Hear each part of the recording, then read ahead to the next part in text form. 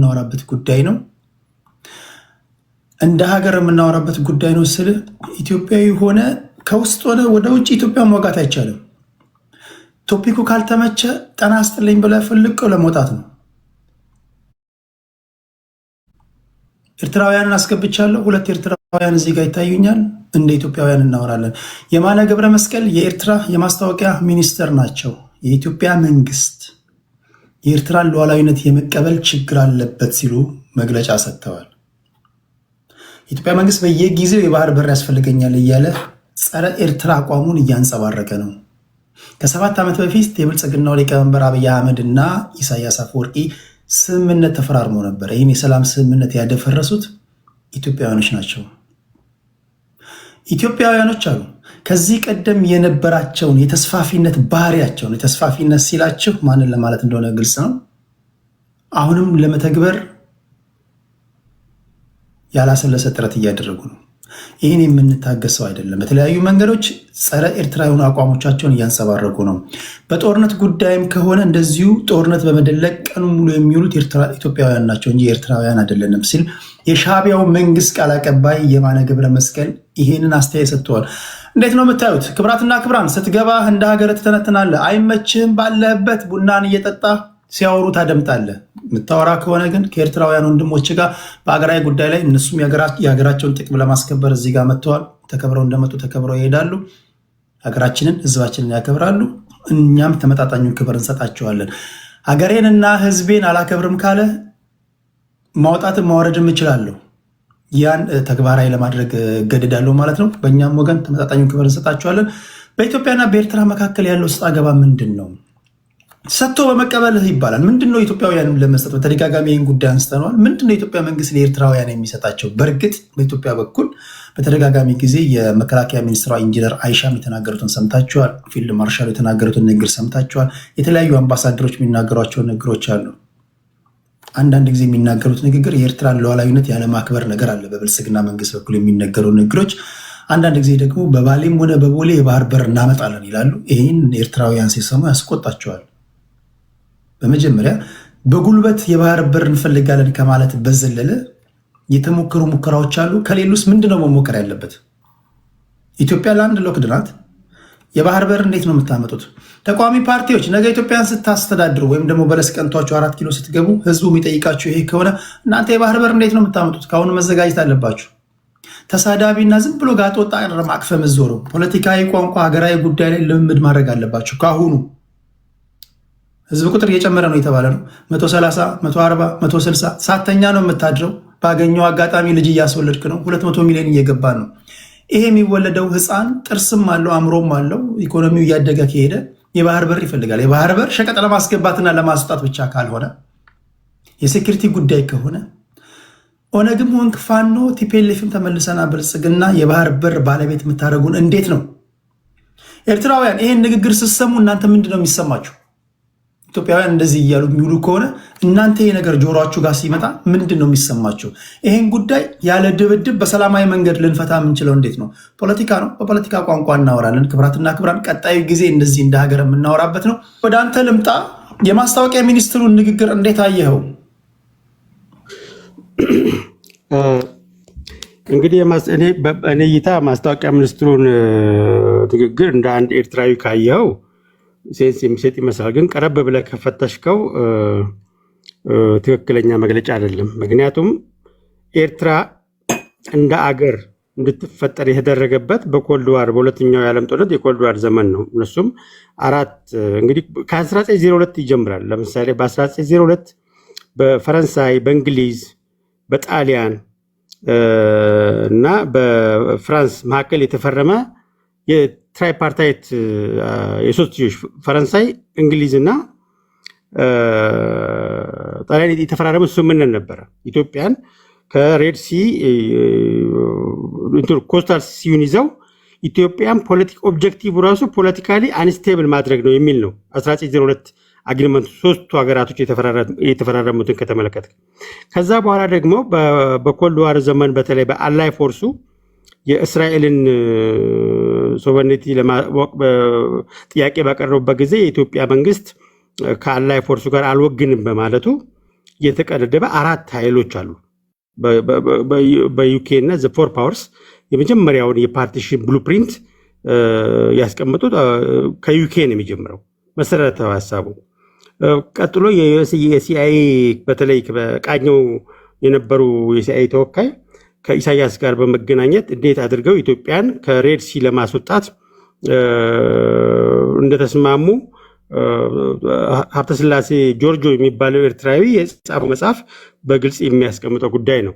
እዚህ ጋር የሌላኛዋ ተጫዋች ኢጅፕት ናት። የናይልን ጉዳይ በሞኖፖል ለመያዝ ይህንን አጋጣሚ ተጠቅማ ከነዚህ ኃይሎች ጋር ተባባሪ በመሆን ቲፒኤልኤፍ እና ኤፒአርዲኤፍን በማጠናከር የራሷን የበኩሏን ተጫውታለች። እንግዲህ አራተኛው ኃይል የኤፒአርዲኤፍ እና ቲፒኤልኤፍ የተጫወቱት ኃይሎች ናቸው።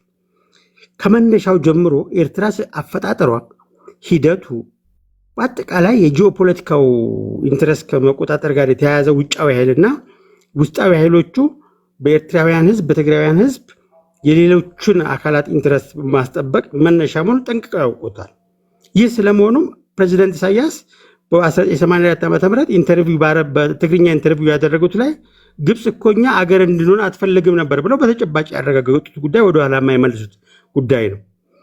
እዚህ ላይ የዩናይትድ ኔሽንስ ደግሞ በህገ ወጥ መንገድ የኢትዮጵያ ሌጂቲሜት የሆነ የቴሪቶሪያል ድንበር ከራሱ ከዩናይትድ ኔሽንስ መርህ አኳያ ተመልክቶ ኖ ማለት ሲገባው የዩናይትድ ኔሽንስ መሪ ግብፃዊው ቡትሮስ ጋሊ ስለነበሩ ይህንን ሌጂቲማይዝ በማድረግ ይህንን ህገወጥ የሆነ የኢትዮጵያን ከባህር በር የሚያርቀውን መንገድ ከ1902 ጀምሮ ተጸንሶ መጥቶ በተለይ በ1945 ላይ ተገፍቶ ይህ ሁላ የሆነውን ነገር በተለይ ከአላይ ፎርሱ ጋር በመጋጨቷና ከእስራኤል ህልውና ጋር ነጥቡ መጥቶ ኢትዮጵያን ከባህር ኃይል ማራቅ አለብን የሚለውን ፕሮጀክት የተወለደ በመሆኑ ያውቁታል። ይሄ ጥያቄ ሲነሳ እኛ ሶማሊላንድ እኮ ኤምኦዩ ስንጠይቅ እኮ ዘራ የጮሆቹ እቺ ነገር ጣጣ ታመጣብኛለች ብለው የጮሆቹ ጎዳ አልነበረም ኤርትራ። ስለዚህ የኤሪትሪያ ኢንቴግሪቲ፣ የኤሪትሪያ ቴሪቶሪያል ኢንቴግሪቲ፣ የኤሪትሪያ ሶቨርኒቲ ማውራትን ብትችለው ሶቨርኒቲ ራይትን ያስከተለብን አካውንታቢሊቲ ስትወጣል። ኤርትራ ከፍጥረቷ ጀምሮ የኢትዮጵያን ተቃዋሚ ኃይሎች በማደራጀት ኢትዮጵያን ሰላም በመንሳት ኢቭን ተቃዋሚ እንገነጠላለን ብቻ የሚሉትን አይደለም የኢትዮጵያ አንድነትን አስጠብቃለሁ የሚሉትን ኃይሎች ጭምር ሁለቱንም ኢትዮጵያን ብቻ ሰላም ይንሳላት እንጂ ሁለቱንም በማደራጀት ስታደርገው የነበረች መሆኑን ልትክደው በማትችል ደረጃ በአውሮፕላን ተጭነው ከኤርትራ የመጡት ተቃዋሚ ኃይሎች አረጋጋጭ ማስረጃ ነው። ይህን የዓለም ህዝብ እየታዘበ ነው ያለው። የሬድሲ በተለይ የአሰብ ጉዳይ አሁንም የዩናይትድ ኔሽንስ ራሱ ላይ ኤርትራ እውቅና የሰጠበት ዶክመንት ላይ የኤርትራ ካርታ ይሄ ካርታ በዩናይትድ ኔሽንስ አፕሩቭድ አልሆነም ይላል። ካርታው ላይ ተመልከቱት፣ ገጽ 17 ዶክመንቱ ላይ ገጽ 17 ላይ ይሄ ካርታ አፕሩቭድ አልሆነም ይላል። እነዚህ ሁላ ጥቅል ነገሮች እኛ ስለ ወደብ ስለ አሰብ ስናነሳ አካሄዱን ስለሚያውቁት ሁሉ ጊዜ በኤርትራ ሶቨርኒቲ እና ቴሪቶሪያል ኢንቴግሪቲ ሊያስፈራሩ ይፈልጋሉ። የኤሪትራ ቴሪቶሪያል ኢንቴግሪቲ እና ሶቨርኒቲ ተቀባይነት የሚኖረው ደርግ ሲሆን የኢትዮጵያ ቴሪቶሪያል ኢንቴግሪቲ አሁን በያዘው መንገድ የኢትዮጵያ መንግስት የባህር በር አመጣለሁ የሚለው በሰላማዊ መንገድ ነው ወይስ በጉልበት ነው? እኔ እንግዲህ የሰማሁት አሁን አንተ ከሰማው ፍሮም ዴይ ዋን ግልጽ አይደለም። በሰላማዊ መንገድ ነው። እሺ በሰላማዊ መንገድ ከሆነ ልጨርሰው፣ ግድ የለም ወደ ጀነራሎቹ ልትሄድ ስለሆነ ገብቶኛል። ሁለቱ አብሮ ይሄዳሉ።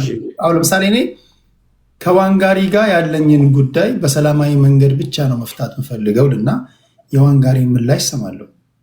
ዋንጋሪ አልፈልግም ወይም ደግሞ ሌላ ነገር ካለ ኦኬ፣ ሌላ አማራጭ ፕላን ቢ ካለኝ ፕላን ቢ ይናገራለሁ። አሁን የኢትዮጵያ መንግስት በሰላማዊ መንገድ የባህር በር ባለቤት እንሆናለን ይልና በሌላ መንገድ ደግሞ ወይም ሌላ መድረክ ላይ ወይ አንዱ አምባሳደር ወይ አንዱ ሚኒስትር ወይም አንዱ የጦር ጀነራል በውድም ሆነ በግድ ይላል። አንዳንዴ ደግሞ በባሌም ሆነ በቦሌ የሚሉ ቃላቶችን ይጠቀማል። አይጋጩም።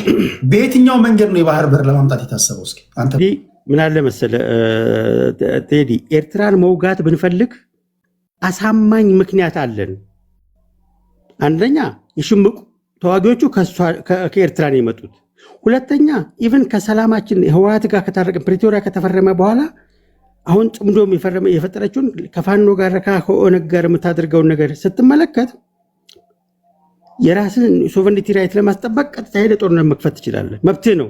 ይሄ በዩናይትድ ኔሽንስ መሪ የተጠበቀ ነው። እሱንም አልተገበርም። ይሄ መንግስት ጦረኛ ነው እንዳትለው። የኤርትራን መንግስት ሲለማመጥ በሰላማዊ መንገድ አብረን እንቀበል፣ አሰብ የኔ ነው፣ አሰብን እንጋራለን ዲፕሎማቲካሊ መጡና የሻዕቢያው መንግስት ስምምነቱን ያጠፈው። ይህን እኮ ያለ መንግስታት ያውቃሉ እኮ እና አሜሪካ የሚያውቃሉ፣ ያለ መንግስታት እኮ ያውቃሉ። ሁሉም የማያውቅ እኮ የለም እኮ አደባባይ ሚስጥር እኮ ነው። ጦረኛ መንግስት ቢሆን በቂ ምክንያት አለ። አሰብን ሳታርሳ ሄደ ጥለ አስወግደ አሰብን ይዘህ ትደራደራለህ። ያ አይደለም ኢሹ። ስትናገር ግን አንዳንድ ጊዜ ያንተን ሰላም 34 ዓመት ሙሉ ኤርትራን ያበለጸጀ ኤርትራ ለማድረግ አለ የሚሰራው። ኤርትራ ኢትዮጵያን ሰላም የሚነሳባት ምሽግ ነበረች፣ አገርም አልነበረችው። አገር ስትሆን ሪስፖንሲብል ነህ ለጎረቤት ሰላም። አገር ስትሆን የጎረቤትን ሉዓላዊነት የማክበር ግዴታ አለብህ። ይህን አልተወጣም። ፊት ለፊት ነበረ የኢትዮጵያን ሰላም ሲያዛባ የኖረው። እንደዛም ሆኖ ግን በእርግጥ ጀነራሎቹ የተናገሩበት ነገር የኮሚኒኬሽን ችግሩን እንግዲህ ቡድኖ በደሌ ሲያሉ እነሱ ይግለጹት። እኔ ከህግ አንጻር ነው እና ከዲፕሎማሲ አንገል ነው የምነግርህ። ጂኦፖለቲካው የኤርትራ መንግስት የሚሰራውን የኢትዮጵያን ሰላም ለማምጣት የኢትዮጵያን ሰላም የሚያደፈርሰው መንቀል አለብህ። ይህንን ምንም ቢያደርገውን የተቃውሞ የለኝም። ምክንያቱም ለድርድር የታ የለው ሁል ጊዜ ኢትዮጵያን ማመስ ነው የፈለገው። ለኤርትራ ህዝብ አያስብም። ለኤርትራ ህዝብ የሚያስብ የኢትዮጵያን ሉዓላዊነት ያከብራል። የኢትዮጵያን ገበያ ለኤርትራውያን ጥቅም እንዲውል ያደርጋል። ለኤርትራውያን ቢያስብ ኤርትራውያንም እድላቸው እንዲሰፋ ያደርጋል እንጂ የኤርትራውያን አያጠብም። አፈጣጠሩም ኢትዮጵያን ኮንቴን ለማድረግ የተፈጠረ መንግስት ስለሆነ የሻዕቢያ መንግስት እኔ ኤርትራውያኖች ራሳቸውን ዲፌንድ ያደርጉ፣ ነገር ግን ኤርትራውያኖች ራሳቸውን ዲፌንድ አላደረጉም ብለን እኛ እድሜ ልክ እየደማ መኖር አንችልም። የሆነ ቦታ ላይ ማቆም አለበት። ሰሙዌር መቼ ኢትዮጵያዊነት የሚሰማው መንግስት ሲመጣ አነሳው። በምንድን ነው የባህር በሬን ያጣሁት? የቴሪቶሪያል ኢንቴግሪቲ ዩናይትድ ኔሽን ያስጠበቀልኝ ለምንድን ነው? ደርግ ስለወደቀ አሳልፋችሁ ሰጣችሁት። ማስልጣን ሰጠው ለትራንዚሽናል ገቨርንመንት። ኢቭን ያ ትራንዚሽናል ገቨርንመንት አሳልፎ የሰጠበት ዶኩመንት የታለ ብሎ መጠየቅ አንድን ኢትዮጵያን ከሚወድ መንግስት የመጣ ነው። ይሄ መንግስት ዲሞክራትን በለው አንዲሞክራትን በለው አትሊስት የኢትዮጵያን ናሽናል ኢንተረስት የሚያስቀድም መጣ። የኢትዮጵያን ናሽናል ኢንተረስት የሚያስቀድም ጥያቄ ሲያነሳ ዩናይትድ ኔሽንም ሆነ ኤሪትሪያ የኢትዮጵያን ቴሪቶሪያል ኢንቴግሪቲ ያሳጡበት መንገድ ህገወጥ ስለነበረ ስለ ኤርትራ ቴሪቶሪያል ኢንቴግሪቲና ሶቨሬኒቲ ሊያወሩ አይችሉም። ይሄ ኢንተርናሽናል ዲፕሎማቲክ ወርድ ነው።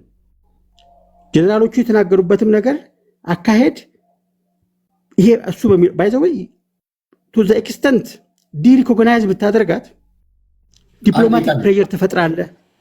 ዲፕሎማቲክ ፕሬዠር ትፈጥራለህ፣ ትደራደራለህ። ትልቁን የምትፈልገውን ለማግኘት ትልቁን ጥያቄ ታነሳለህ።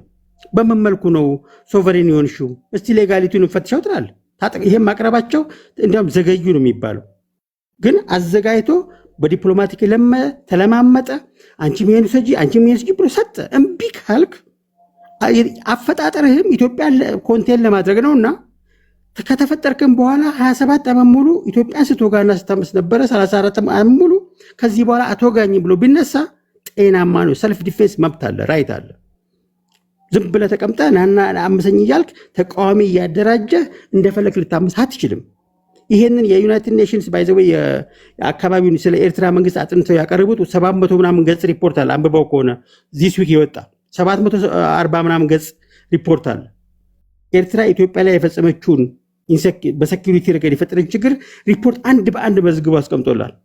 የዩናይትድ ኔሽንስ ሪፖርት ነው። የፒስ እዛ አካባቢ የሚያጠኑ አጥንተው በማስረጃ አስደግፈው ለዩናይትድ ኔሽንስ አቅርበዋል፣ ለሴኪሪቲ ካውንስል። ይሄ ዝም ብሎ የመጣ ጥያቄ አይደለም የሚለውን ነውና በአጭሩ ኢትዮጵያ ከባህር በር እንድትርቅ የተደረገበት ምንም ሀያላኖች እጅ ያለበት፣ በሀያላኖቹ እቅድ ነደፈው፣ እነዛን አስገንጣይ ድርጅቶች ፈጠሩ፣ ኢትዮጵያን ኮንቴን አደረጉ። አሁን የነቃ መንግስት አለ፣ የነቃ ጀኔሬሽን መጥቷል። ወደ አሰብ ወደ ቀይ ባህር እንመለሳለን የሚለው ጥያቄ ምንም ጥርጥር የለውም። ቴንክ ዩ። እኔ የሆነ ነገር ልበልና ወደ ይርታቸው ሄዳለሁ። እኔ አሁን ስለ ህወሓት ሳስብ ህወሓት ህዝባዊ ወያኔ ሓርነት ትግራይ ነው እያልኩ ያለሁት እኔ ብዙ መፍጠጥ አይቻለሁ። እንደ ቲፒኤልኤፍ ሰዎች ግን ፍጥጥ ያለ ፖለቲከኛ ነው አይቻላቅም ማለት ምናልባት ኦኬ የተለያዩ ሰው ፖለቲከኛ እኮ ማለት የተለያዩ ቫሪያብሎችን አስቀምጦ ፎርካስት ሲያደርግ ስትራቴጂስት ወይም ደግሞ ጎበዝ ፖለቲከኛ የሚባለው ዛሬ ላይ ሆኖ ነገን አሻግሮ ማየት ሲችል ዛሬ ከሚሆነው በመነሳት ከነገ ወዲያ ምን ሊፈጠር ይችላል። ኢትዮጵያን የሚያህል ሀገር የባህር በር ስታሳጣት ህዝብ ቁጥሩ ሊጨምር እንደሚችል ኢኮኖሚው ሊያድግ እንደሚችል የባህር በር ሸቀጥ ለማስገባትና ለማሰጣት ብቻ እንደማንፈልግ የባህር በር የናሽናል ሴኪሪቲ ጉዳይ እንደሆነ ይሄን መቼ ሳያውቁ ቀርቶ ነው ብዬ አላስብም። እንዲህ ያለ ነገር ህዝብ ላይ ወይም ደግሞ ሀገር ላይ ክህደት የፈጸመ ኃይል አሁንም ሀገር ስለማስተዳደር ያስባሉ። አሁንም 4 ኪሎ ገብተው ሀገር ስለማስተዳደር ያስባሉ። ማለት ምን ለማሳካት ነው? የባህር በር ሸቀጥ ለማስገባትና ለማስወጣት ብቻ አይደለም አንድ ሀገር የሚፈልገው።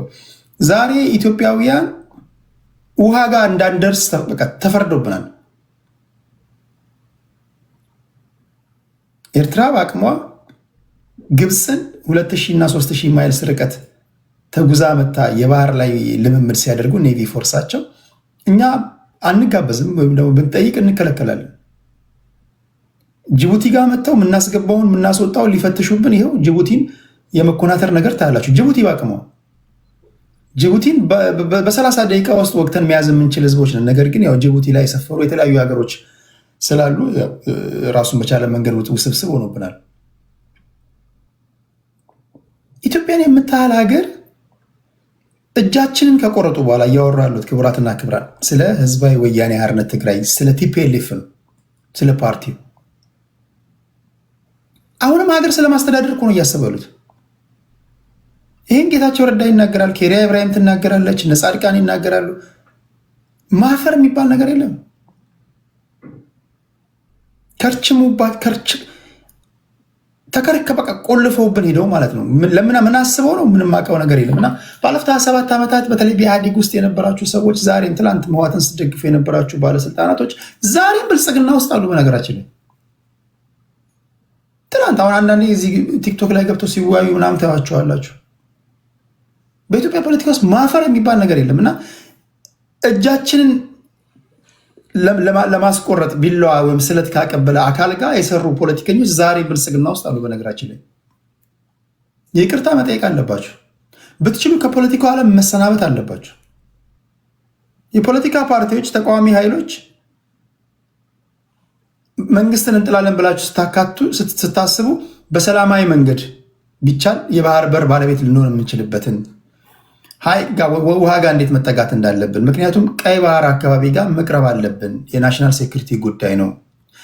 ታሪካዊ ጠላቶቻችን መጥተው እዛ ጋር ሚሳኤል ቢደቅኑ፣ የተለያዩ መሳሪያዎችን ቢተክሉ እኛም ምን እየተካሄደ እንዳለ ማወቅ አለብን። ውሃ ጋር የምንቀርበው እና ቢያንስ የታጣቂ ኃይሎችን፣ ፖለቲካ ፓርቲ ተቀናቃኝ ኃይሎችን የባህር በር ባለቤት ልንሆን የምንችልበትን መንገድ ማሰብ አለባችሁ። የባህር በር ኢትዮጵያ ለአንድ ሎክድ መሆን አይገባትም ማለት የገዢው ፓርቲ ደጋፊ መሆን አይደለም። እና ይህን ሳስብ እኔ ስለ ብልጽግና ስለ ቲፒኤልኤፎች በጣም የሚገርመኝ ነገር ስለሆነ ነው ይህን ያልኩት። እና የተለያዩ ቪዲዮቻቸውን ስታዩ 10 ሰከንድ አንድ ትልቅ የረሳሁት አንተ ማሳብ ሰጥተህ 10 ሰከንድ ፍቀድልኝ ልናገራት። ለጅቡቲ ልጨርስን አስጣለሁ። ለጅቡቲ $2.5 ቢሊዮን በዓመት መክፈላችን ኢትስ ኦኬ ነው የሚሉት። እንግዲህ ኤርትራ በጣም ሉዓላዊ ሀገር ናት፣ ሀገር ናቸው። ኦኬ ያን እናከብራለን። 2 የባህር በር አላቸው። ኢትዮጵያ ምንም የላትም። እነመለስ ዜናዊና አብረዋቸው የነበሩ ሰዎች የባህር በር ባለቤት ባጣንበት ጊዜ ያደረጓቸውን ንግግሮች፣ የመድረክ ላይ ውይይቶች ብታደምጡ እዛ ጋር ጉልበተኞች ስለሆኑ እነሱ ከጉልበተኞች ጋር መነካካት አያስፈልገንም፣ እዚህ ምን ባወጣን እዚህ ለጅቡቲ እየከፈልን ሰላማችንን ብናገኝ ይሻላል ብለው ነው የላንድ ሎክድ እንድንሆን የፈረዱብን። ይህንን የዓለም አቀፉ ማህበረሰብ ሪከርድ የሆነ ነው። እንዴት ይሄ ህዝብ ቁጥር እየጨመረ ነው። ዶክተር ያዕቆብን መጽሐፍ ማንበብ ትችላላችሁ። ይሄ ህዝብ እየጨመረ ይሄዳል፣ ኢኮኖሚው እያደገ ይሄዳል። የባህር በር ያስፈልጋቸዋል ሲባል አታንሱብን አንፈልግም ያሉት እና ይህን ጉዳይ እንዴት ታዩታላችሁ? እኔ በግሌ ሳስበው በጣም ስለሚያስገርመኝ ነው እና ከምንም ነገር በላይ ደግሞ የሚያስገርመኝ ይሄው አካል አሁንም 4 ኪሎ ገብቶ ስለማስተዳደር ሲያስብ ነው እና በጣም የገረመኝ ስለሆነ ነው።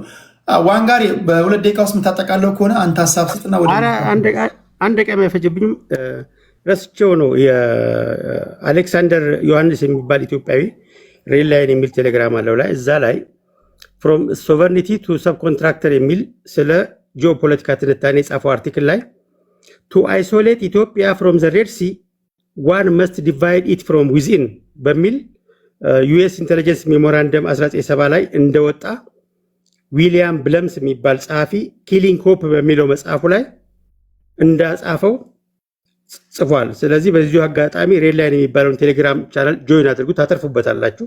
ስለ ጂኦፖለቲካው ትንታኔው በአግባቡ ማስረጃ ታገኙበታላችሁ የሚለው መልእክት ለማስተላለፍ ነው። ቱ አይሶሌት ኢትዮጵያ ፍሮም ዘ ሬድ ሲ ከዛ ጊዜ ጀምሮ ነው የተሰራው። ኦፕሬሽን ፕላንቲንግ ተብሎ ፕሮጀክት ወጥቶለት ነው የተሰራው። ይሄ ለመሆኑ ይህንን አርቲክል እንድታነቡ ለመጋበዝ ነው። ቴንኪዩ ቴዲ። በመጨረሻ ከዚህ ጋር ከኢትዮጵያም ወገን ያላችሁ ከኤርትራም ወገን ያላችሁ በደንብ አድምጡ። ይሄ ሚሊታንት የሆነ አስተሳሰብ መቅረት አለበት። ይሄ ሁሉ ጊዜ የሚፈጠሩ ችግሮችን በጉልበት በመታኮስ ከዘመነ ኦሪት ጀምሮ ስትታኮስ ኖረሃል። ጠብ ያለ ነገር የለም። በዚህም በኩል ታካለህ፣ በዛም በኩል ታካለህ። በዚህ በኩል ውሃ ይበላል፣ በዛም በኩል ውሃ እየበላ ነው። የሚያኮራ ታሪክ የለም። የአፍረት ታሪክ ነው ያለን። ስለዚህ ሳንታኮስ በጋራ ልንጠቀም የምንችልበት ሀሳብ ካለ፣ በሰላማዊ መንገድ ልንጠቀም የምንችልበት ሀሳብ ካለ ያለው አሜሪካ ነው፣ ያለው ዩሮፕ ነው፣ ያለው የሰለጠነ ሀገር ነው። የሰለጠነ ሀሳብ እንድታመጣ ይጠበቃል እንጂ ይሄ ጥንት እንደ ጋርዮሽ ዘመን እንደ ድንጋይ ዘመን ሰዎች እንወራወር እንታኮስ ምናምን እሱን አቁሙ። የሰለጠነ ሀገር ላይ ካለ ለምትኖርበት ሀገር ነው ጭንቅላት እንኳን ባይፈቅድም ለምትኖርበት ሀገር የሚመጥን አስተሳሰብ ሊኖር ይገባል። ኒውዮርክ ተቀምጠ ቢያንስ ለሀገሩ የሚመጥን እሳቤ ያስፈልጋል። የኒውዮርክ ህዝብ ቢያንስ እንኳን አንተ እንኳን አእምሮ ላይ ብሎን የታሰረ ሰው እንኳን ከሆንክ ቢተናነቅም አጠገብህ ለሚኖሩ ነጮች አሉ፣ የሰለጠኑ ሰዎች አሉ። እነሱን ስታይ ችግሮቻቸው እንዴት ነው የሚፈቱት? ቢያንስ ለምትኖርበት ከተማ እንኳን ክብር ስትል የሰለጠነ ሀሳብ ማምጣት አለብህ እንጂ ይሄ እንደ ድንጋይ ዘመን ሰዎች እንታኮስ ተኩስ ምናምን ይሄ ያለፈበት ነገር ነው። ኢትዮጵያና ኤርትራ እሰጥ አገባቸውን እንዴት ይፍቱት? የመጀመሪያው ነገር በሰላማዊ መንገድ ሰጥቶ በመቀበል መርህ ምን እንስጥ፣ ምን ሰጡን አላችሁ፣ እንዴት በጋራ እንጠቀም። ሰላም ትዕግስቷ ሊሟጠጥ አይችልም የሚል ጽኑ እምነት አለኝ። ጦርነትን በእጅጉ አወግዛለሁ። የምተኩሰውን መሳሪያ እንኳን አልሰራም። ሰው በሰራው ክላሽንኮቭ ወይም ደግሞ ከሰው ሀገር የፈጠራ ውጤት ተጠቅመ ነው እንደ ራስህ መሳሪያ። ቢያንስ የራሳችንን መሳሪያ እንኳን ሰርተ የምንታኮስ ቢሆን አንድ ነገር ነው። እድሜ ልክን ሰው የሰራውን መሳሪያ ተሸክመ መርፌ መስራት የማትችል ህዝብ፣ መርፌ መስራት የማንችል ህዝቦች እስከ መቼ ነው የምንታኮሰው? እስኪ ልክ እንደ አባቶቻችን እንደ ባህላችን እንደ ወጋችን በሰላማዊ መንገድ የባህር በር ልታመጣ የምትችለው እንዴት ነው? ይሄ የሰለጠነ ሀሳብ ይመስለኛል እና በዛ ውር ነው እያወራን ያለ ነው። ከኛ የሚወስዱትን ሀሳብ የሻዕቢያ መንግስት የብልጽግና መንግስት ወይም ደግሞ ሌሎችም ወስደው እንደ ግብዓት የሚጠቀሙት ይሆናል ብዬ ነው የማስበው። እሺ ከዋንጋሪ ቀጥሎ ወደ ይርታቸው እንሄዳለን። ይርታቸው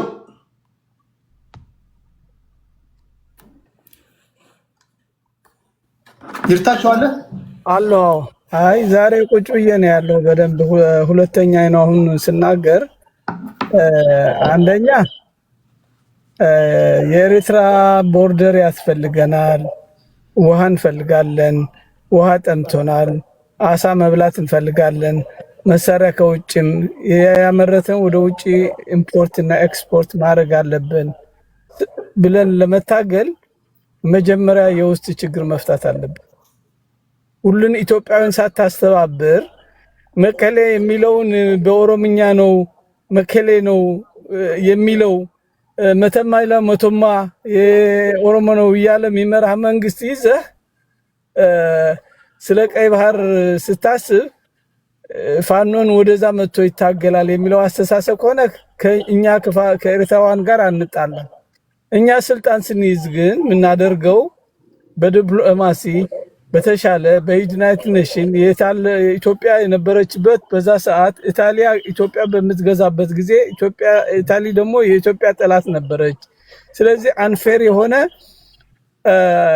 የክልል ካርታ ቀረጻ ተደርጎብናል። ስለዚህ መጀመሪያ ዩናይትድ ኔሽን ነገሩ ካለቀ በኋላ ለምንድን ነው እንደዛ ምለው ዩናይትድ ኔሽን አስተባብረው ያገር ሌሉናን ጥሳችሁ ሆዳችሁ ወራችሁ የሚባል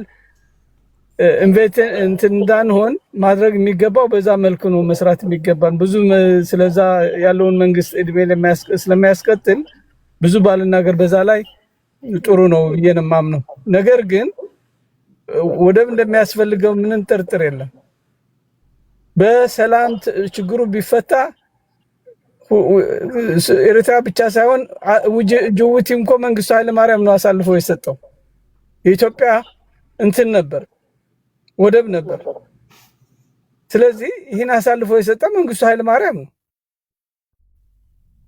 በምን መልኩ አሳልፎ ሰጠ? ወያኔ ብቻ ሳይሆን ተወቃሹ መንግስቱም ወያኔ ደሴም ሜንታሊቲ ዲፌክት የሆነ ሜንታሊቲ ስላላቸው ኮርፖሬት አድርገው ኢትዮጵያን ለመጥቀም የተነሱ ኃይሎች አልነበሩም። ሁሉም የተጫወቱት በአማራ ቂም በቀል ይዘው ምንም ሳይበድላቸው ይህን አደረገን ብለው የተነሱ ኃይሎች ናቸው። ስለዚህ አማራ ትጥቅ አነስቷል። የህልውና ትግል አለበት። መጀመሪያ የህልውና ትግል ካስወገደ በኋላ እንዴት ከሱዳን ጋር መስማማት አለብን? እንዴት ከሱዳን ጋር መስማማት አለብን? እንዴት ከኬንያ ጋር አብረን መስራት እንችላለን? እንዴት ከሶማሌ ጋር አብረን መስራት እንችላለን? ከኤርትራ ጋር እንዴት መስራት የምንችለው? በዛ ሰዓት የዲፕሎማሲ ብቃት ያላቸው ሰዎች እዛ ቦታ ተቀምጠን ለመላው ኢትዮጵያዊ ዜጎች መብታቸው የሚከበርላቸው ህግና ደንብ ቀርጸን ሁሉም አሳትፈን የምንመራበት መንገድ ሲኖር ያኔ ይህን ያስፈልገናል። ምን እናንተስ ምንድነው የምትፈልጉ? የኢትዮጵያ ጠላት ሆናችሁ ነው እስከ መጨረሻ የምትቀጥሉ ወይስ ወዳችሁ ተቀላቅላችሁ አብራችሁ ትሆናላችሁ? ወይ ደግሞ ሌላ ሀገሮችን አንድነት ፈጥረን በኢንተርናሽናል ኮሚኒቲ የምናገኝበት ካበቃን በኋላ ከዛ በኋላ እምቢ ብሎ ብቻቸው አይሶሌትድ የሚሆኑበት መንገድ ስለሌለ we can be part of that ከኛ ጋር አብረው የሚሰሩበትን በኢኮኖሚ ሜንታሊ ፊዚካሊ በየሬስቶራንቱ የምናገኛቸው ኤርትራውያን አሉ። ከኢትዮጵያን ተለይተው በአማርኛ ነው የሚያወሩት። እንዲያውም የራሳቸው ቋንቋ እንኳን መተው አያወሩም። እዚህ የምኖርበት ሀገር ኤርትራውያን መተው በአማርኛ ነው የሚያወሩት። እኛ አይደለንም በእነሱ ቋንቋ ሄደን የምናወራው። ስለዚህ ያንን ያህል ጥላቻ ስለሌለ ከጊዜ በኋላ የሚለወጠው ጀነሬሽን ወጣቱ ጥቅሙን ለማስከበር ምን ማድረግ አለበት ብሎ ማሰብ የሚችለው መጀመሪያ ኢትዮጵያ ፍትሃዊ መሆን አለባት። ኢትዮጵያ ማስጨቁን ገዳይ ቡድን የአማራ ሴቶች ከ2000 በላይ በቢቢሲ የተዘገበው ማንም አልተናገረም። ለኢትዮጵያ ማሰብ ከሆነ እነዛ ሴቶች እንዴት በመከላከያ ተደፈሩ? ማን ነው የአማራ ህዝብ ሴቶቻችን እየተደፈሩ እዚህ ያሉትን ሰዎች እየቀለዱብን ያሉት አሁን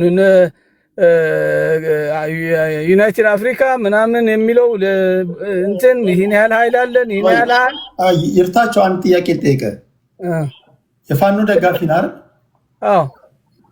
መንግስትን ለመገልበጥ ነው አይታገልክ ያለው? አዎ። መንግስትን ለመገልበጥ የምትታገለው አሁን እነዚህን ችግሮች ለመቅረፍ ነው አይደል? አዎ። እሱ ስራ እሱን ቀጥልበት። አዎ እየሰራን ነው። አሁን ለምሳሌ መንሽን ቅድም ስሜ ስላነሳ ነው። ቆይ እሱን አሁን ለምሳሌ አሁን ተሳክቶልህ መንግስትን ስትገለበጥ ህግ ትጽፋለህ፣ እነዚህ የምትመዘረዝራቸውን ችግሮች ትቀርፋለህ። ከዛ በኋላ መንግስትን ከገለበጥክ በኋላ 4 ኪሎ ስትገባ ቅድም ያነሳው ጥያቄ ሆኖ ጠረጴዛ ላይ ይቀርብልሃል። ይሄን እንዴት ነው የምትፈታው ነው? በሰላማዊ መንገድ ከሆነ እንዴት ነው የምትፈታው? በጉልበትም ከሆነ እንዴት አድርገህ ነው የምትፈታው? እሱን እንድትነግረን ነው። ሁለት ነገር ነግሬሃለሁ። አሁን እኔ እናንተ በጋራ ቤታችን ጉዳይ ላይ እያወራን ነው። ጓዳችን ላይ ችግር አለ። እሱን ትፈታዋለህ፣ በፈለግከው መንገድ ፍታው። አሁን ግን የጋራ ጉዳያችንን እንዴት ነው የምታየው? አሁን ያለውን እኮ ቅድም መንሽን አድርጌልሃለሁ።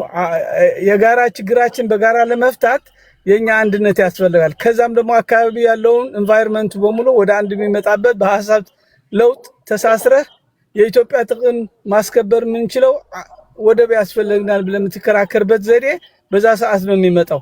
አሁን ግን በአሁን ሰዓት ይህ ብለህ ከኤርትራውያን ወገኖቻችን ጋር ጠብ የሚያስነሳና እንድንገፋፋ የሚደረግ ከሆነ ትክክል አይደለም። እኛ በሰላም ተወያይተን መፍትሄ ማምጣት እንችላለን እያልኩ እኮ አሁን በሰላም እኮ አልኩ። አሁን በጸብ ሳይሆን አዎ፣ እና በሰላም እናመጣበት። ስማኝ፣ አንድ ጊዜ ስማኝ፣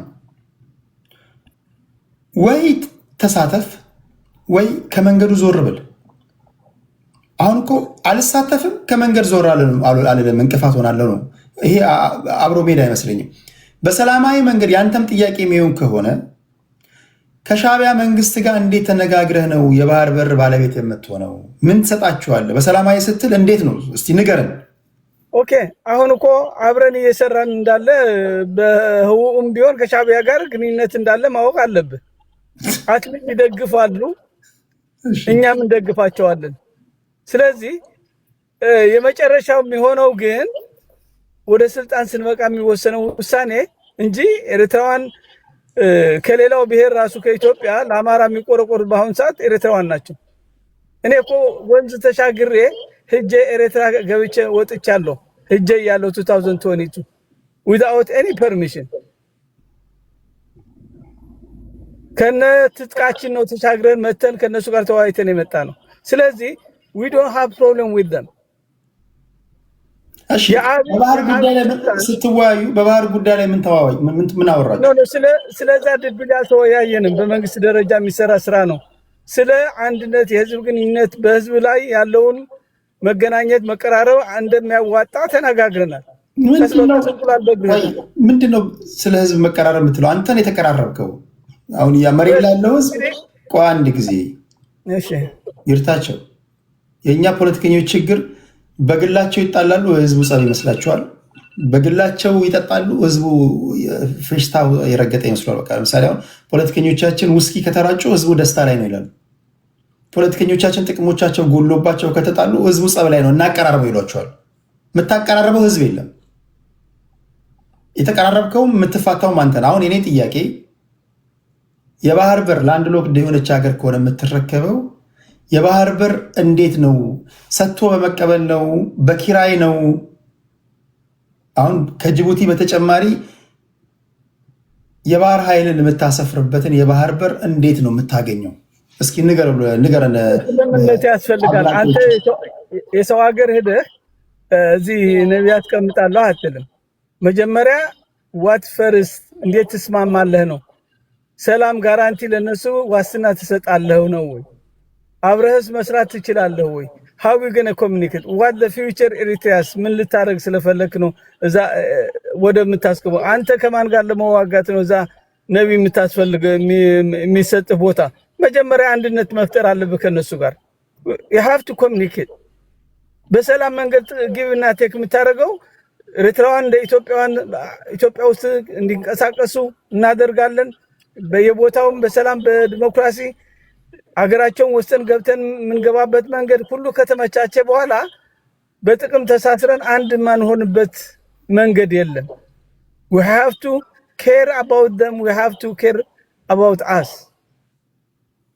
then we can work together እንጂ ሄደን ጦር ለማስፈር እዛ ከሆነ በሪታፍ ነው የሚሆነው። ማንም አይፈቅድልም። በራስ ሀገር መከላከያ አምጥቼ ጦር አስፈር ግብጽ መታ አፍንጫ ስር ወታደራዊ ልምድ እያደረገች ከሆነ ይሄ አይሰማም? ሀገር መንግስት ስትመሰርት ወይ ስማ ነገር እኔ ኤርትራውያን ወገኖቼ ናቸው ከያዝኳቸው በኋላ ግብጽ መታን የምታስፈራረኝ ከሆነ እነሱ ኃላፊነት አለባቸው። ግብጽ እንድትወጣ ማድረግ መብት አላቸው። ለምን እኔ የበለጠ የምጠቅማቸው ከሆነ እኔ የምገላቸው ማስፈራራቸው ከሆነ ኤርትራውያን እንኳን ግብጽ ቀርቶ ሌላ ራሻ የሚያመጡ ቻይና ላይ ያመጡ ይችላሉ። በዛ ጉዳይ ያን ያወራችሁት በዛ ጉዳይ ነው የተስማማችሁት? ኖ እኔ ተስማምቻለሁ አላልኩም፣ አውርተናል ነው ያልኩት እንጂ በዚህ መንገድ ልታስረግጠኝ የምትችለው መንገድ የለም። ግን ማውራት እንችላለን። ከነዚህ ሰዎች ጋር ሩቅ አይደለንም፣ መገናኘት እንችላለን። አብረን የምኖርበት ቦታም አብረን በድግስም ቅድም እጄ ያለው እዛ ነበሩ። ስለዚህ ይሄን ችግር መፍትሄ ለአብይ ስልጣን ለማስቆየት ፋኖ እንግዲህ ከኤርትራውያን መጣላት የለበትም፣ ከሱዳን መጣላት የለበትም፣ ከሶማሌ መጣላት የለበትም፣ ከኬንያ መጣላት የለብንም። የዲፕሎማሲ ሰፊ ነው አላማችን። መላው የኢትዮጵያ ህዝብን ልንጣላ እንችል። ኦኬ፣ የመታገያ አጀንዳህን የኢትዮጵያ ህዝብ አውቆታል። እሺ፣ ዞሮ ሲመጣ እንትን ትላለህ። እኔ ኤርትራውያን ደስ የሚሉኝ በጣም እኮ ደስ የሚሉኝ በጣም እኔ ኤርትራውያን የሚመቹኝ እንዲጠላ አድርገው እንደገና መጋለብም ይችሉበታል፣ ይጋልበዋል። ቤትህን የምትጠብቀው አንተ ነህ፣ ጎረቤትህ አይደለም የሚጠብቅልህ። ራሳቸው ቤታቸውን ይጠብቃሉ። ታሪካዊ ጠላቶች መጥቶ የሚያጠቁ ከሆነ ራስን እንዴት ነው የምትጠብቀው? ስለ አይ ጎረቤቶቻችን ይጠብቃሉ ከነሱ ጋር ተመካክረናል የሚባል ነገር የለም። በዓለም አቀፉ ወይም ደግሞ አሁን ባለንበት የዓለም ስርዓት ፖለቲካ ለራስ ያለው ራስ ነው። 911 አትደውልም። ዓለም አቀፍ ማህበረሰብ ይሄ ዩኤን ምናምን የምትለው ነገር የለም። ጡንቻ የፈረጠመ ጎረቤት ካለ በሱ ስር ነው ያለው። ስለዚህ አገር ስትጠብቅ አገር አስተዳድራለሁ ስትል ይህንንም ከግምት ማስገባት አለብን። ያንተ የናሽናል ኢንተረስት ጉዳይ ፍላጎትና የእነሱ ፍላጎት ክላሽ የሚያደርግ ከሆነ እንዴት ነው የምታስታርቀው? ይህንን ለተከታዮቻችሁ ለአድናቂዎቻችሁ መናገር አለባቸው ለማለት ያህል ነው። በጨበጣ በምናምን ሳይሆን ግልጽ የሆነ ነገር አንፈልግም። አንድ ነገር ነው። አትፈልጉም? ኦኬ። እኛ 4 ኪሎ ስንገባ ለጅቡቲ እየከፈል እንኖራለን። የባህር በር አንፈልግም። አንድ ነገር ነው። ግልጽ የሆነ ነገር ነው። እኔ አሁን አንድ ኤርትራዊ ብሆን ልነግርህ የምችለው ነገር ነው የምትነግረኝ። ለምሳሌ እኔ አሁን የኢሳያስ አፈወርቂ ናሽናል ሴኩሪቲ አድቫይዘር ብሆን አንተን አጠምቃለሁ። አሁን አንተ የምትለውን እንድትል ነው ማድረግ። ኢትዮጵያውያን የባህር በር እንፈልጋለን እያሉ ከሆነ ኦኬ፣ ሰው ምን ብዬ ልንገራቸው? መጀመሪያ ደግሞ በውስጥ ጉዳዮች ለምንድን ነው የማታተኩሩት? ይደርሳል፣ የባህር በር ይደርሳል። አማራ ከኦሮሞ ጋር ይጣላ ነው፣ ትግራይ ከአማራ ጋር ይጣላ ነው፣ ስልጤ ከወላይታ ጋር ይጣላ ነው፣ ሲዳማ ከእንትን ጋር ይጣላ ነው። እነሱም ሰዓት ብታጠፉ አይሻልም እላቸዋለሁ። የሲዳማና የወላይታን እሳት አጥፍተህ ስትመጣ የሲዳማና የኦሮሚያን የአማራና የትግራይን እሳት አጥፍተህ ስትመጣ የስልጤና የጉራጌው ይጀምርላል። የስልጤና የጉራጌውን እሳት አጥፍተህ ስትመጣ እዛ ጋር ደግሞ የከንባታና ያድያ ለኩስብሃል። እሳት እያጠፋ ዘላለምን ትኖራለህ። ወደ ጋራ ጉዳይ ስትመጣ እሳቱን አታጠፋም እልሃለሁ። ያን ነው የምትነግረኝ። ስለዚህ እንደ ሀገር ጉዳይ የምናወራ ከሆነ ይሄ ነገር ያስፈልገናል። ከኤርትራውያን ጋር ሰጥቶ በመቀበል እነሱ እኮ ይሳቁብን እኮ ይስቁብሃል እኮ። አሁን እነሱም መታገል ወይም ደግሞ ገብቶ እዚህ ጋር ስለ ሀገር ጉዳይ ማውራት አይጠበቅባቸው። ስለዚህ ነገ ከነገ ወዲያ ያንተ ጥያቄ ከሆነ ትውልድ የሚጠይቀው ጥያቄ ከሆነ በሰላማዊ መንገድ ይሄን እንሰጣቸዋለን፣ ይሄን ለማግኘት እንሞክራለን። ኦኬ፣ ለም መሬት አለን፣ ለም መሬት እንሰጣቸዋለን፣ ይሄን እንጠይቃለን። አይ ለጅቡቲ የምንከፍለውን እጥፍ እንከፍላለን እንላለን፣ ለእነሱም ይሄን እናቀርብላቸዋለን። የተለያየ አማራጭ ነው እንጂ ማቅረብ ያለብን ተነጋግረናል፣ ተመካክረናል፣ ተማምለናል ምናምን ካልክ አስቸጋሪ ነው የሚሆነው። ኢንፋክት ዛሬም አንድ ይጨርሳል። አንዴ ኦኬ። ከይርታቸው ቀጥሎ ወደ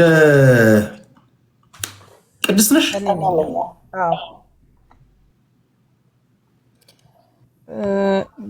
በኢትዮጵያና በኤርትራ መካከል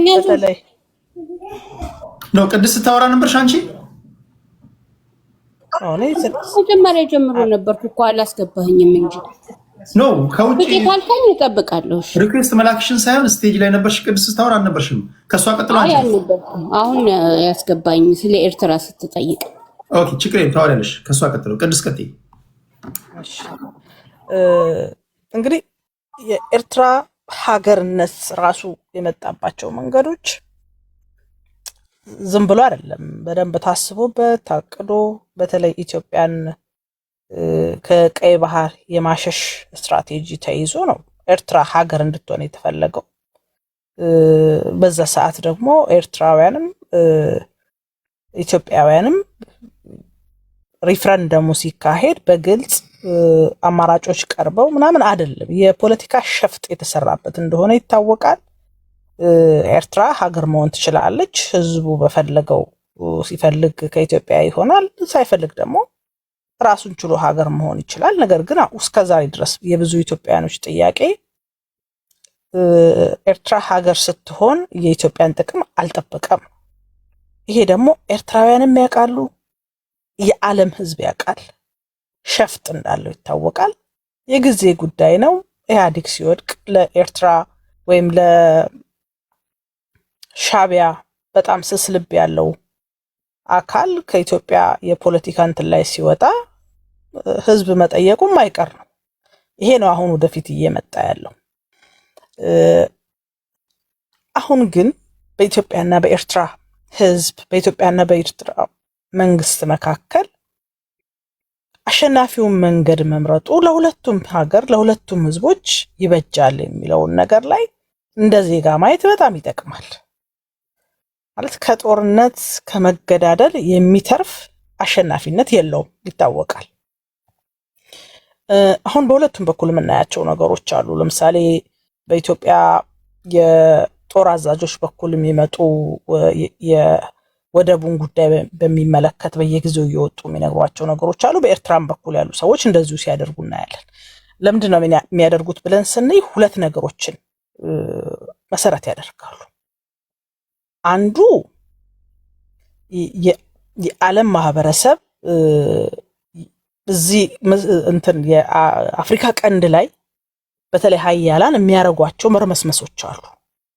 ስለዚህ የሁለቱም ሀገር መንግስታት እዚህ አካባቢ ላይ እኔም አለሁ እናንተ ብቻ ሳትሆኑ እኔም ይገባኛል የሚል ምልክት ለመስጠትም ይጠቀሙበታል። በሁለተኛ ደረጃ ሀገራቸው ውስጥ ያለውን ዜጋ የዚህ ሐሳብ ባለቤት እንዲሆን ይፈለጋል። ለምሳሌ ላለፈው 30 ዓመት ኢትዮጵያ ውስጥ የአሰብን ጉዳይ ማንሳት በሳት እንደመጫወት ነው ተብሎ ብዙ ሰዎች ወርሰውት አሁን እንደ ጋሽርታቸው አይነት ሰዎች በዛ ቆፈን ውስጥ ነው ያሉት። ይፈራሉ። ይሄን ማንሳት አይፈልጉም። የሆነ ፋኖን ምናምን ይላሉ እንጂ ውሸት ነው። ፋኖ የሚታገለው የእኩልነት የነጻነት ሀገር ውስጥ የለም ፍትሃዊነት ያስፈልገኛል ብሎ ወደብ አያስፈልገኝም የሚል ትግል የለም። ባለፈው 30 ዓመት በተለይ ኢህአዴግ በደንብ ሰብኮበታል። ይሄንን ከጠየቃችሁ ወዮላችሁ ብሎ ይሄን የጠየቁ ሰዎችንም በየእስር ቤቱ ሲያስገባ የነበረበት ሂደት ስለነበረ ነውና ከዚህ ቆፈን ያልወጣውን ህዝብ ይሄንን ሐሳብ እንዲገዛው የማድረግ ስራዎች ይሰራበታል።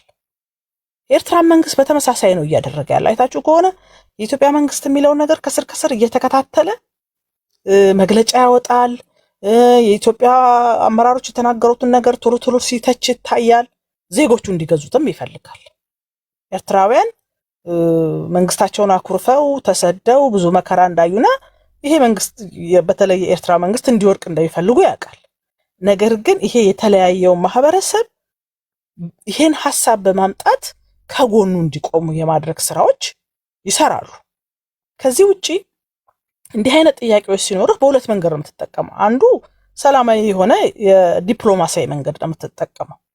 ለዚህ ደግሞ አይታችሁ ከሆነ ሀያላኑ በቃ የተዘጋ ፋይል ነው ብለው ጆሮ ሊሰጡን አይፈልጉም። ስለዚህ እናንተ ማሰጡኝ ከሆነ ጦርነት ልጀምር ነው ብለህ ትገባለህ። ግድ ነው።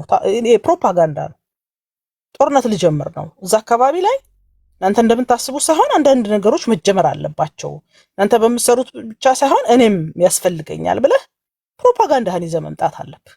ከዛ እዛ አካባቢ ያለው ፖለቲካ ትኩረት ይሰጠዋል።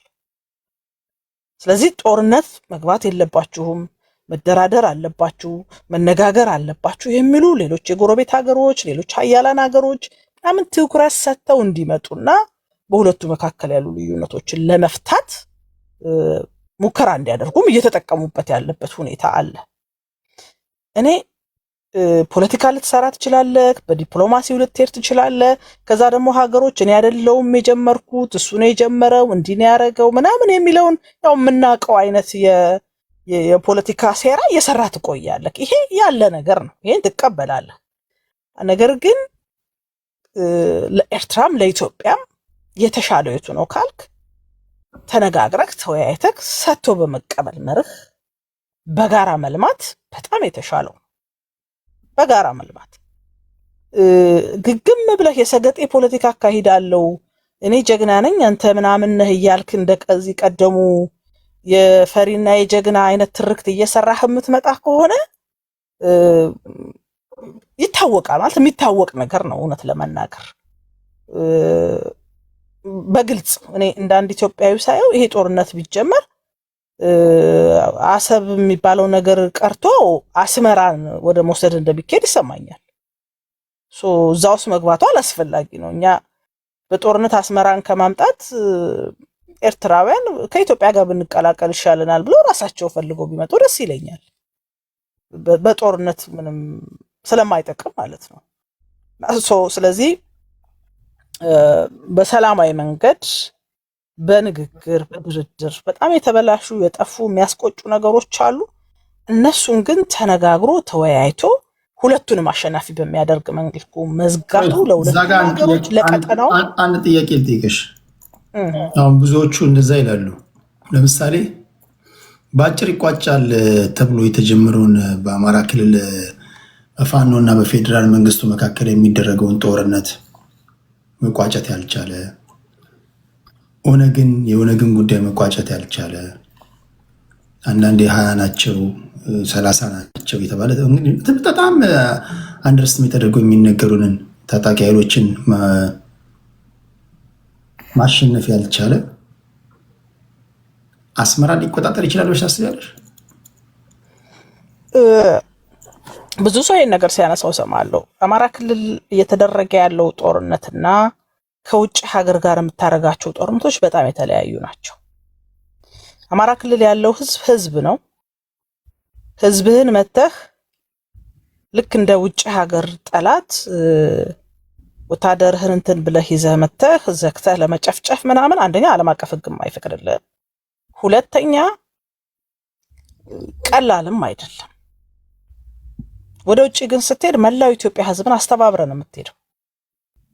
ምሳሌ አማራ ክልል ያለው ጦርነት ላይ እኮ ሁለት ኃይል ታያለህ። መንግስትን የሚደግፍ ኃይል አለ። ኖ መንግስት በትጥቅ ትግል ነው መውደቅ ያለበት ብሎ እየታገለ ያለ አካል አለ። አይ መሀል ላይ ህዝብ አለ ማለት ነው።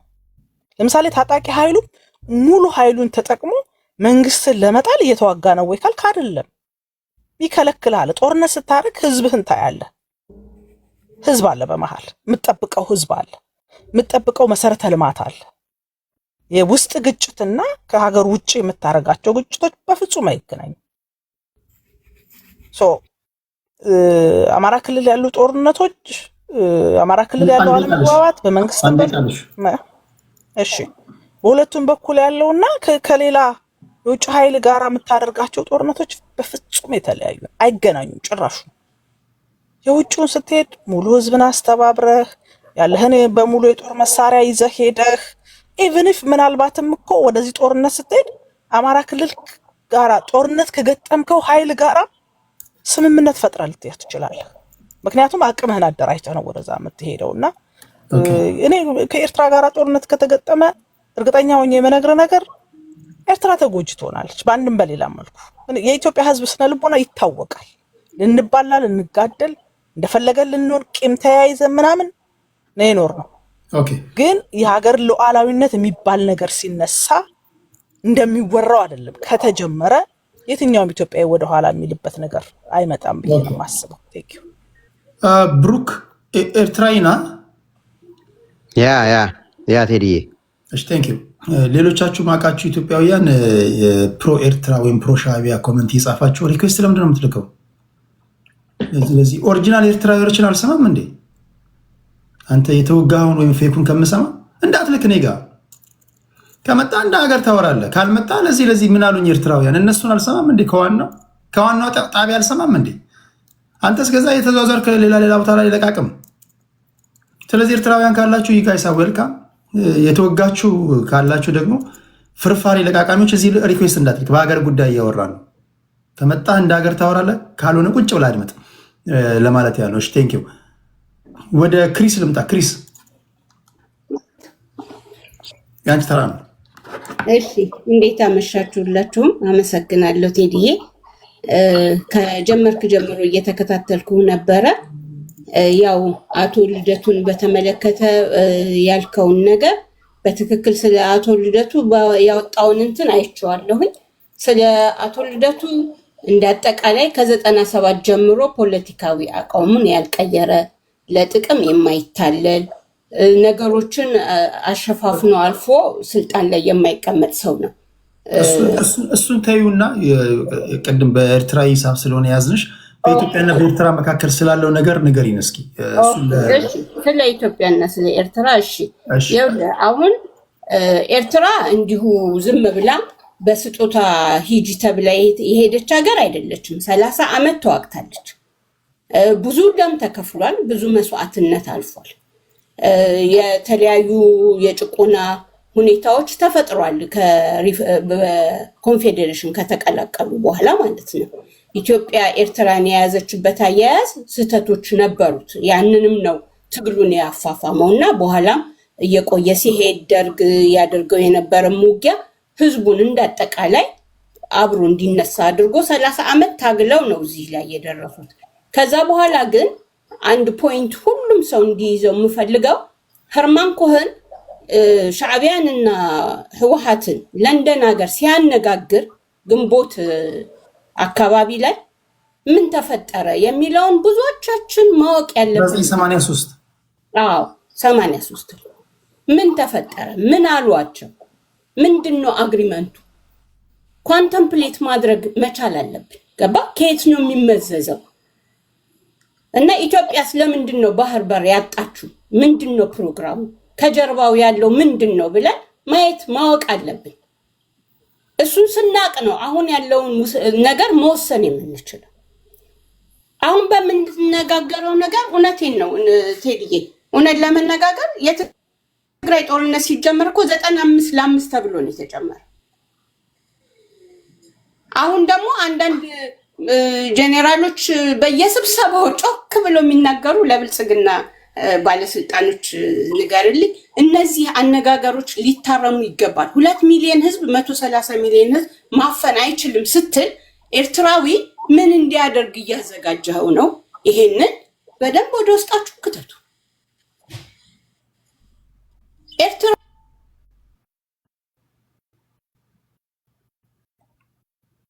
በራሷ ጊዜ ነው የወረደችው። ታወሩ በቃ ለዛቸው አወራራቸው ምናምን ደስ ይሏቸዋል። በቃ ሀገራቸው ጉዳይ ነው የሚያወሩት። እነዚህ የተወጉት ግን ውጋት ይሆኑባቸዋል። አሁን ክሪስ ስታወራ ደስ አይልም። የሰዋን ሀገር ታከብራለች፣ የራሷን ታስጠብቃለች። ለዛ ነው የተወጋችሁትን ማስገባት ለጊዜው አልፈልገው። ክሪስ ካለሽ ባክሽ ነኝ።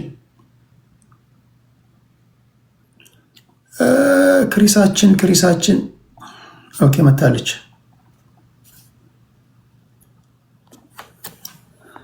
ይታለች ሶሪ ባትሪ ነው።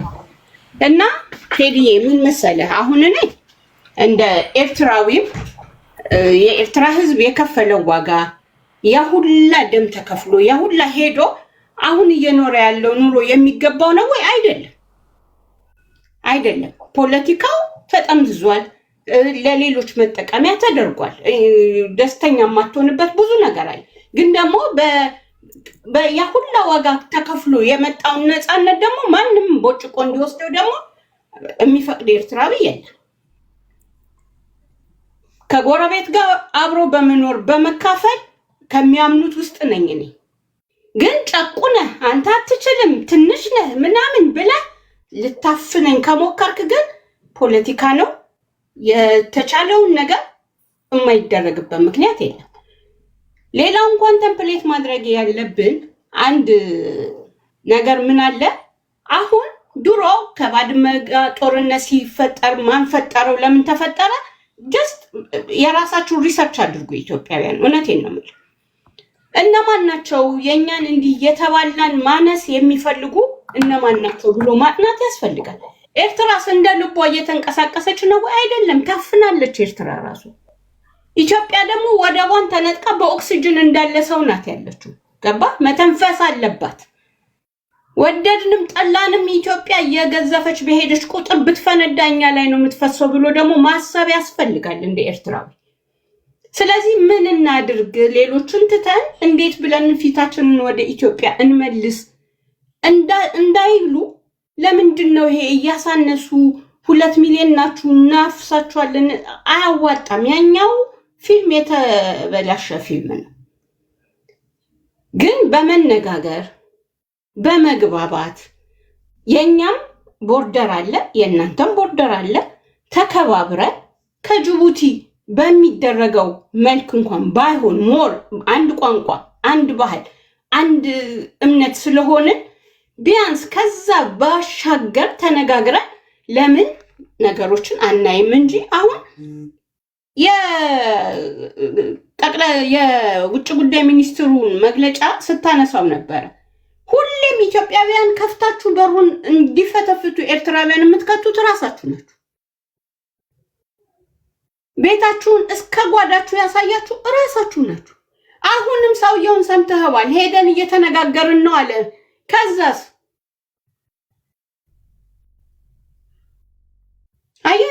ማነሳችንን ትነግሩንና ግን ደግሞ እኛ ጋር ከመጣችሁ ምንድነው በኋላስ እንዴ? በፖለቲካ እኮ ቋሚ ወዳጅና ቋሚ ጠላት የለም። እንደተመቻት ነው ኤርትራ እየተገላበጠች ያለችው። ዘንድ ደግሞ አሁን እንደቀላል 2 ሚሊዮን ነው አንድ ነን ሉዓላዊ። አሁን ቅድስትን በጣም አከብራታለሁ። ሐሳቦቿ እውቀቷ በጣም ዲፕ ነው። በጣም አመሰግናለሁ የእውነት። ነገር ግን የሉዓላዊነት ነገር ነው ኢትዮጵያዊ ይነሳል ስትል ኮዝም ያስፈልጋል። ገባ? 30 ዓመት ተመቻምቸህ ኖረህ አሁን ሉረርና ሉሰድ የምትልበት አይደለም። ሌላው ደግሞ አሁን ያለው ይሄ ፖለቲካ ጂኦፖለቲክሱን በደንብ ማየት አለብን። ድሮ በባድመ ጊዜ ተዋጋን ተላለቀን ሁኬርስ ለነጮቹ ጉዳያቸው። ዛሬ ግን ኢትዮጵያ አባይን ገንብታለች። ግብጽ በቅርብ ጊዜ ሙዚየም አስመርቃለች። አይታችሁት ከሆነ የናይል ባለቤቶች እኛ ነን ነው ያለው አልሲሲ። እዛ በዓል ላይ ማን ተገኘ? ሁሉም ኢሳያስ አለ፣ የጅቡቲ መሪ አለ፣ የሶማሌው መሪ አለ፣ የኢትዮጵያ መሪ ግን አልነበረም። ይሄን ምን ማለት ነው ብላችሁ አንብቡት። ጦርነት ይነበባል፣ ፖለቲካ ይነበባል፣ ነባራዊ ሁኔታ ይነበባል። አንዴ ቃልሽ ክሪስ። እሺ አመሰግናለሁኝ። እኔ የወደፊቷን ትልቋን ኢትዮጵያ ኤርትራን ጨምራ የልጅ ልጆች የሚገቡባትን ሀገር እፈልጋለሁ፣ በሰላምና በመከባበር የሆነችው። ስለዚህ ፖለቲከኞቻችንም ሃይማኖተኞቻችንም ስንናገር ለወደፊት ምን እንደምንፈጥር እያሰብን ቢሆንና ብንመካከር ያለንን ብንካፈል ከበቂ በላይ ያለ እላለሁ። አመሰግናለሁ። ከልብ ነው የማመሰግነው። አንቺ በጣም አስተዋይ ኤርትራዊ ነሽ።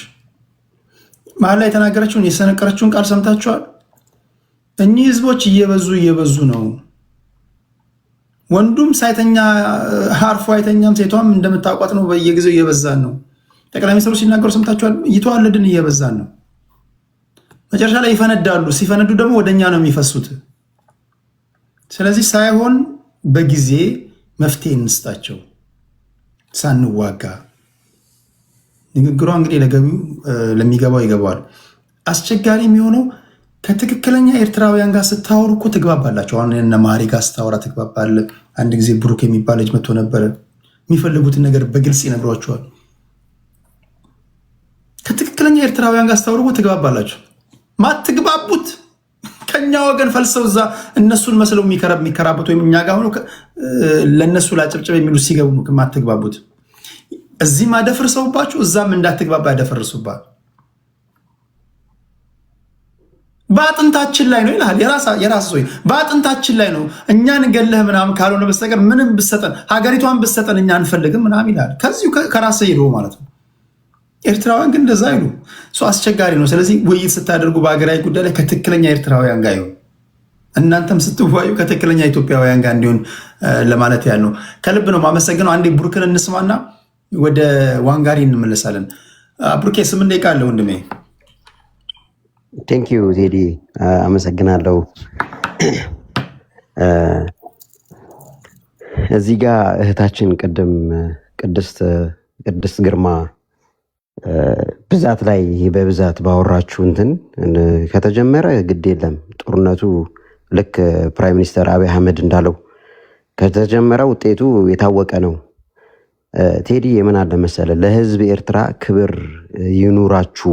ይሄ የምላውን አንዳንድ ሰዎች ነው የምለው። ክብር ይኑራችሁ። ኢሳያስን ትጣላላችሁ፣ ጥሉት። የፖለቲካ አመራሮችን ትጣላላችሁ፣ ጥሉ።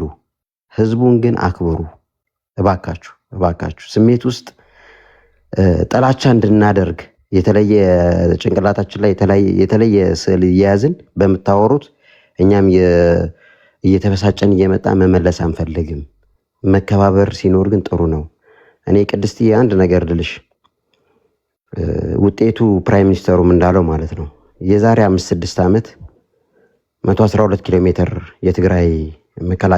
የትግራይ ሰራዊት አዲስ አበባ ለመግባት 112 ኪሎ ሜትር በእኛ ተከበው በፋኖ ተከበው በኢትዮጵያ መከላከያ ሰራዊት ተከበው 360 ዲግሪ ምንም መተንፈሻ ያልነበራቸው ሰዎች ነው የነበሩት ማለት ነው። አስበሽዋል? 112 ኪሎ ሜትር።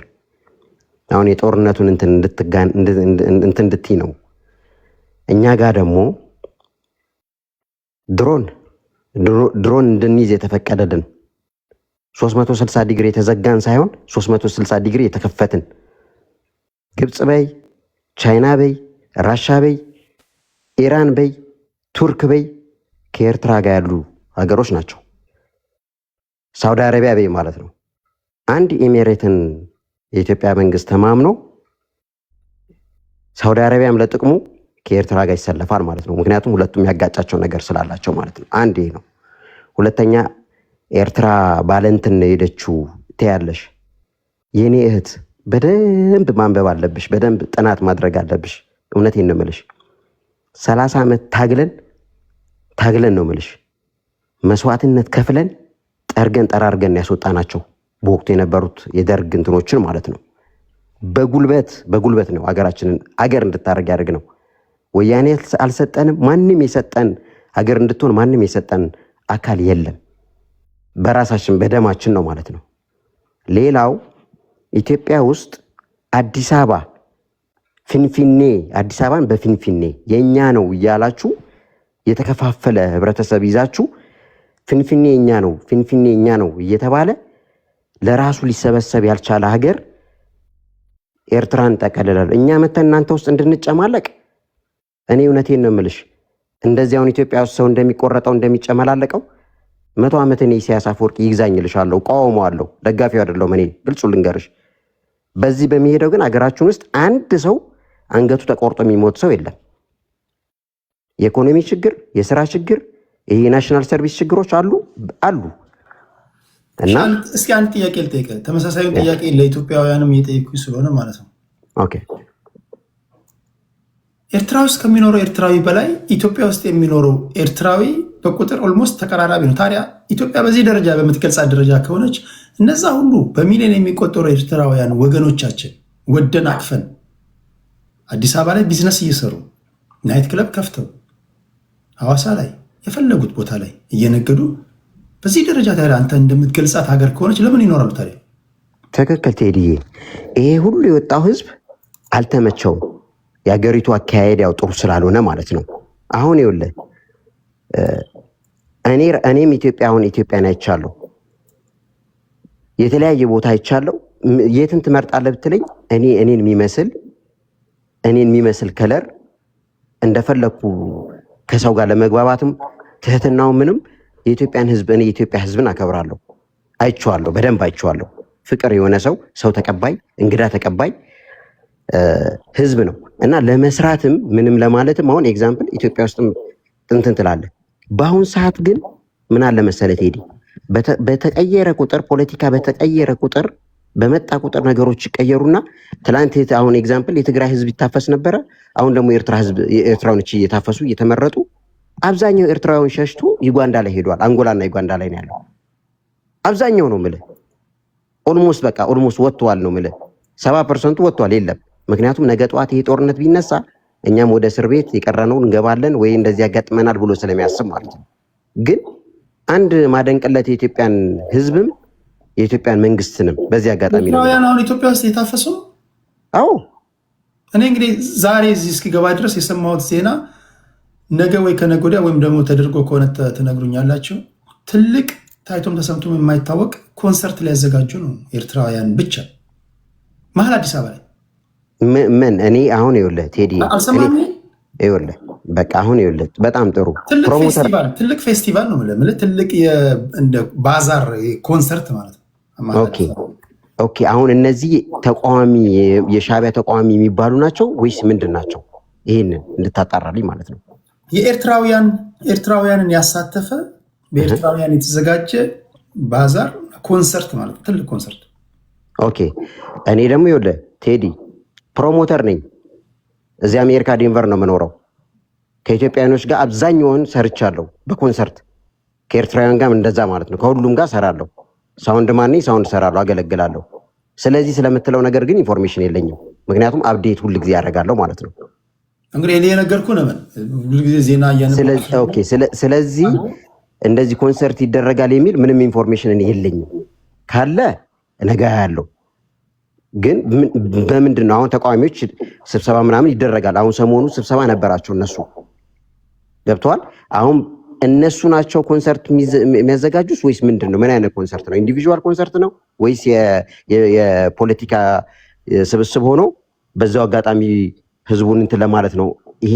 ይሄ ምንም ኢንፎርሜሽን የለኝም። እና ምንድን ነው ለምን ይኖራል ካልከኝ ህዝቡ አልተመቸውም። ስላልተመቸው ዩጋንዳም ሄዶ ይኖራል፣ አንጎላም ሄዶ ይኖራል፣ ኤርትራም ሄዶ ይኖራል፣ ሶማሌም ሄዶ ይኖራል፣ ጁባም ሄዶ ይኖራል። የትም ቦታ ላይ ደግሞ ሚሊዮነሮች ናቸው አብዛኞቹ ነው የምልህ። የስራ ሰዎች ናቸው። ይሰራሉ፣ ይፈጋሉ። ለራሳቸውም ሆነው ለቤተሰቦቻቸውም ሆነው እዛ ላለው ህዝብም ደግሞ ተጠቃሚ ያደርጉታል ማለት ነው። ዩጋንዳውም ይጠቀማል፣ አንጎላውም ይጠቀማል። ኢትዮጵያ ውስጥም እንደዛ ማለት ነው። ግብርህን ትከፍላለህ፣ የቤት ኪራይን ትከፍላለህ፣ ትሰራለህ ስራህን ማለት ነው። እና በዚህ አገር ውስጥ አገራችን ላይ ስላልተመቸ ወጥቷል። ሆነስት ሆነ መልስልኝ። አሁን ኢሳያስ አፈወርቂ ለምሳሌ አያስገባህም እንበል፣ ኤርትራ መግባት አትችልም። ያለው ዴንቨር ኮሎራዶ ነው፣ አሜሪካ ነው ያለው። ከአሜሪካ በቃ አልተመቸም፣ ወይም ደግሞ በቃ ቢዝነስ መስራት ፈለክ መልቀቅ ፈለክ እና ሁለተኛ ሀገር የትኛው ናት ብለህ የምታስብ? ኦኬ ኤርትራ መሄድ አትችልም። ለሀቅ መስረት ነው የምመልስልህ። ትክክል ነገርኩህ እኮ ቅድም። የተለያየ ቦታ ስላየው ለእኔ ቅርቡ ኢትዮጵያ ነው አልኩ። ኢትዮጵያ ነው ለአንተ አልኩ። አዎ ኢትዮጵያ ሄጄ በቃ ግን ይህንን ስለ ደግሞ እዚች ጋር ነጥብ እንድትይዝልኝ ይህንን ስለ ፌር የሆነ አሁን ይኸውልህ ፊንፊኔ ምናምን እንደሚባለው ይሄ እንደዚህ ነው እናንተ እዚህ መስራት አትችሉም እንደሚባለው ነገር ካለ ለእኔ ሴፍቲ አይደለም። የት ትመርጣለህ ብትለኝ እንደ ሶስተኛ ደግሞ አንጎላ ልመርጥ ነው። ሴፍቲ ያልሆነ ቦታ ላይ ልሰራ አልችልም። ወደ አንጎላ ወይ ወደ ዩጋንዳ መሄድ ነው ማለት ነው። ገብተዋል። ሴፍቲ ግን አሁን እንደዚህ የሆነ ነገር አሁን ከዚህ ከ5 ዓመት ከ6 ዓመት በፊት እንደነበረው እኮ ገብቶኛል። አሁን እኔ ወደ ምን ላመጣ መሰለህ? ለምሳሌ ይብዛ የሚነስም ኢትዮጵያ ሁለተኛ ወይ ሶስተኛ ምርጫ ላይ ያለች ሀገር ናት። ቢከፋ ማለት ነው። በቃ ቢከፋ ቢዝነስ ባይሳካል አንድ ተመሳሳይ ቋንቋ እንናገራለን፣ እንጀራ እንበላለን፣ ተመሳሳይ አየር ንብረት አለን፣ የጋራ ህልውና አለን። ስለዚህ ደወረስት ኬስ ሲናሪዮ ወደ ኢትዮጵያ ትመለሳለን። እቺ ሁለተኛ ወይ ሶስተኛ ደረጃ ላይ እንኳን የምታስቀምጣት የመጨረሻ አንተ ተስፋኛ ተስፋ ለሁላችንም እንዳለን እጣ ፈንታችን ለአንተ ተስፋ የሆነች ሀገር ነገ ብታድግ የባህር በር ቢኖራት ኢኮኖሚዋ ቢያድግ ባደገው ኢኮኖሚ ውስጥ ገብታ አንተም ህይወትን ትመራለህ አይደል? በሌላ አባባል ሀገር ያረፍክበት ነው። አሁን አሜሪካን ቢዝነስ እየሰራ ነው ያለው ሳውንድ ማነኝ ምናምን ብላል። አሜሪካ ሰላም ስለሆነችና ኢኮኖሚዋ ስላደገ በአንድ ጀንበር አሜሪካ በቂጧ ብትቀመጥና ኢኮኖሚያ ቢዘግጥ ሌላ ሀገር ትፈልጋለህ። ልክ አሁን ተሰደህ እንደሄድከው ወይ ወደ ዩጋንዳ ወይ ወደ አንጎላ ወይ ወደ ሌላ ቦታ እንደምትሄደው ማለት ነው። ታዲያ እንደዛ ከሆነ ኢትዮጵያ ሊስት ውስጥ ያለች ሀገር የመጨረሻ መዳረሻ ወይም ደግሞ ቢከፋ የምትሄድባት ሀገር ከሆነች እንደዛ የምታስብ ከሆነ እቻ ሀገር የባህር በር ቢኖራት ኢኮኖሚዋን ታሳድጋለች፣ ታሪካዊ ጠላቶቿን ትከላከልበታለች። ማደጓን ታዲያ ለምን ትጠላለህ? አንተ እኮ ትጠቀማለህ። አደገች ማለት ዞሮ ዞሮ ለአንተ ከሆነ ለምንድን ነው የምትቃር ነው? ቴዲ አጠር ባለው ልንገርህ፣ ባለቤትነት ነው አሁን ጥያቄ እየመጣ ያለው። ይሄ በባለቤትነት እንትን ነው። አንድ ነገር ልንገርህ፣ ኢትዮጵያ በነበርኩበት ጊዜ ከጅቡቲ ነዳጅ ቦቲ ማለት ነው፣ ከጅቡቲ አዋሳ፣ ከጅቡቲ ዲላ፣ ከጅቡቲ ወንደጎነት፣ ከጅቡቲ ይርጋ ጨፌ፣ ከጅቡቲ አገረ ማርያም፣ ከጅቡቲ እስከ ሞያሌ እነ ሄርና ብለህ በዚህ መቀሌ ጎንደር በሙሉ ነው የምልህ ነዳጅ አመላልሰናል ከጅቡቲ ማለት ነው። ኦነሩ የመኪናው ባለቤት ኤርትራዊ ስለነበረ ማለት ነው። እና ያኔ ምን ል ነበር መሰለ የጅቡቲ መንገድ ሁልጊዜ ይሄ አዲስ የሰሩት መንገድ ነው አይደለ? በጋላፊ አድርገህ የምትሄደው የድሮ የአሰብ መንገድን እናየዋለን በግራ በኩል ትተን ስንሄድ ወደ ጅቡቲ ስንገባ እና ኬላ ላይ ስንገባ ሁልጊዜ ፍተሻ ጎማ ያደርጋሉ ጅቡቲዎች ማለት ነው።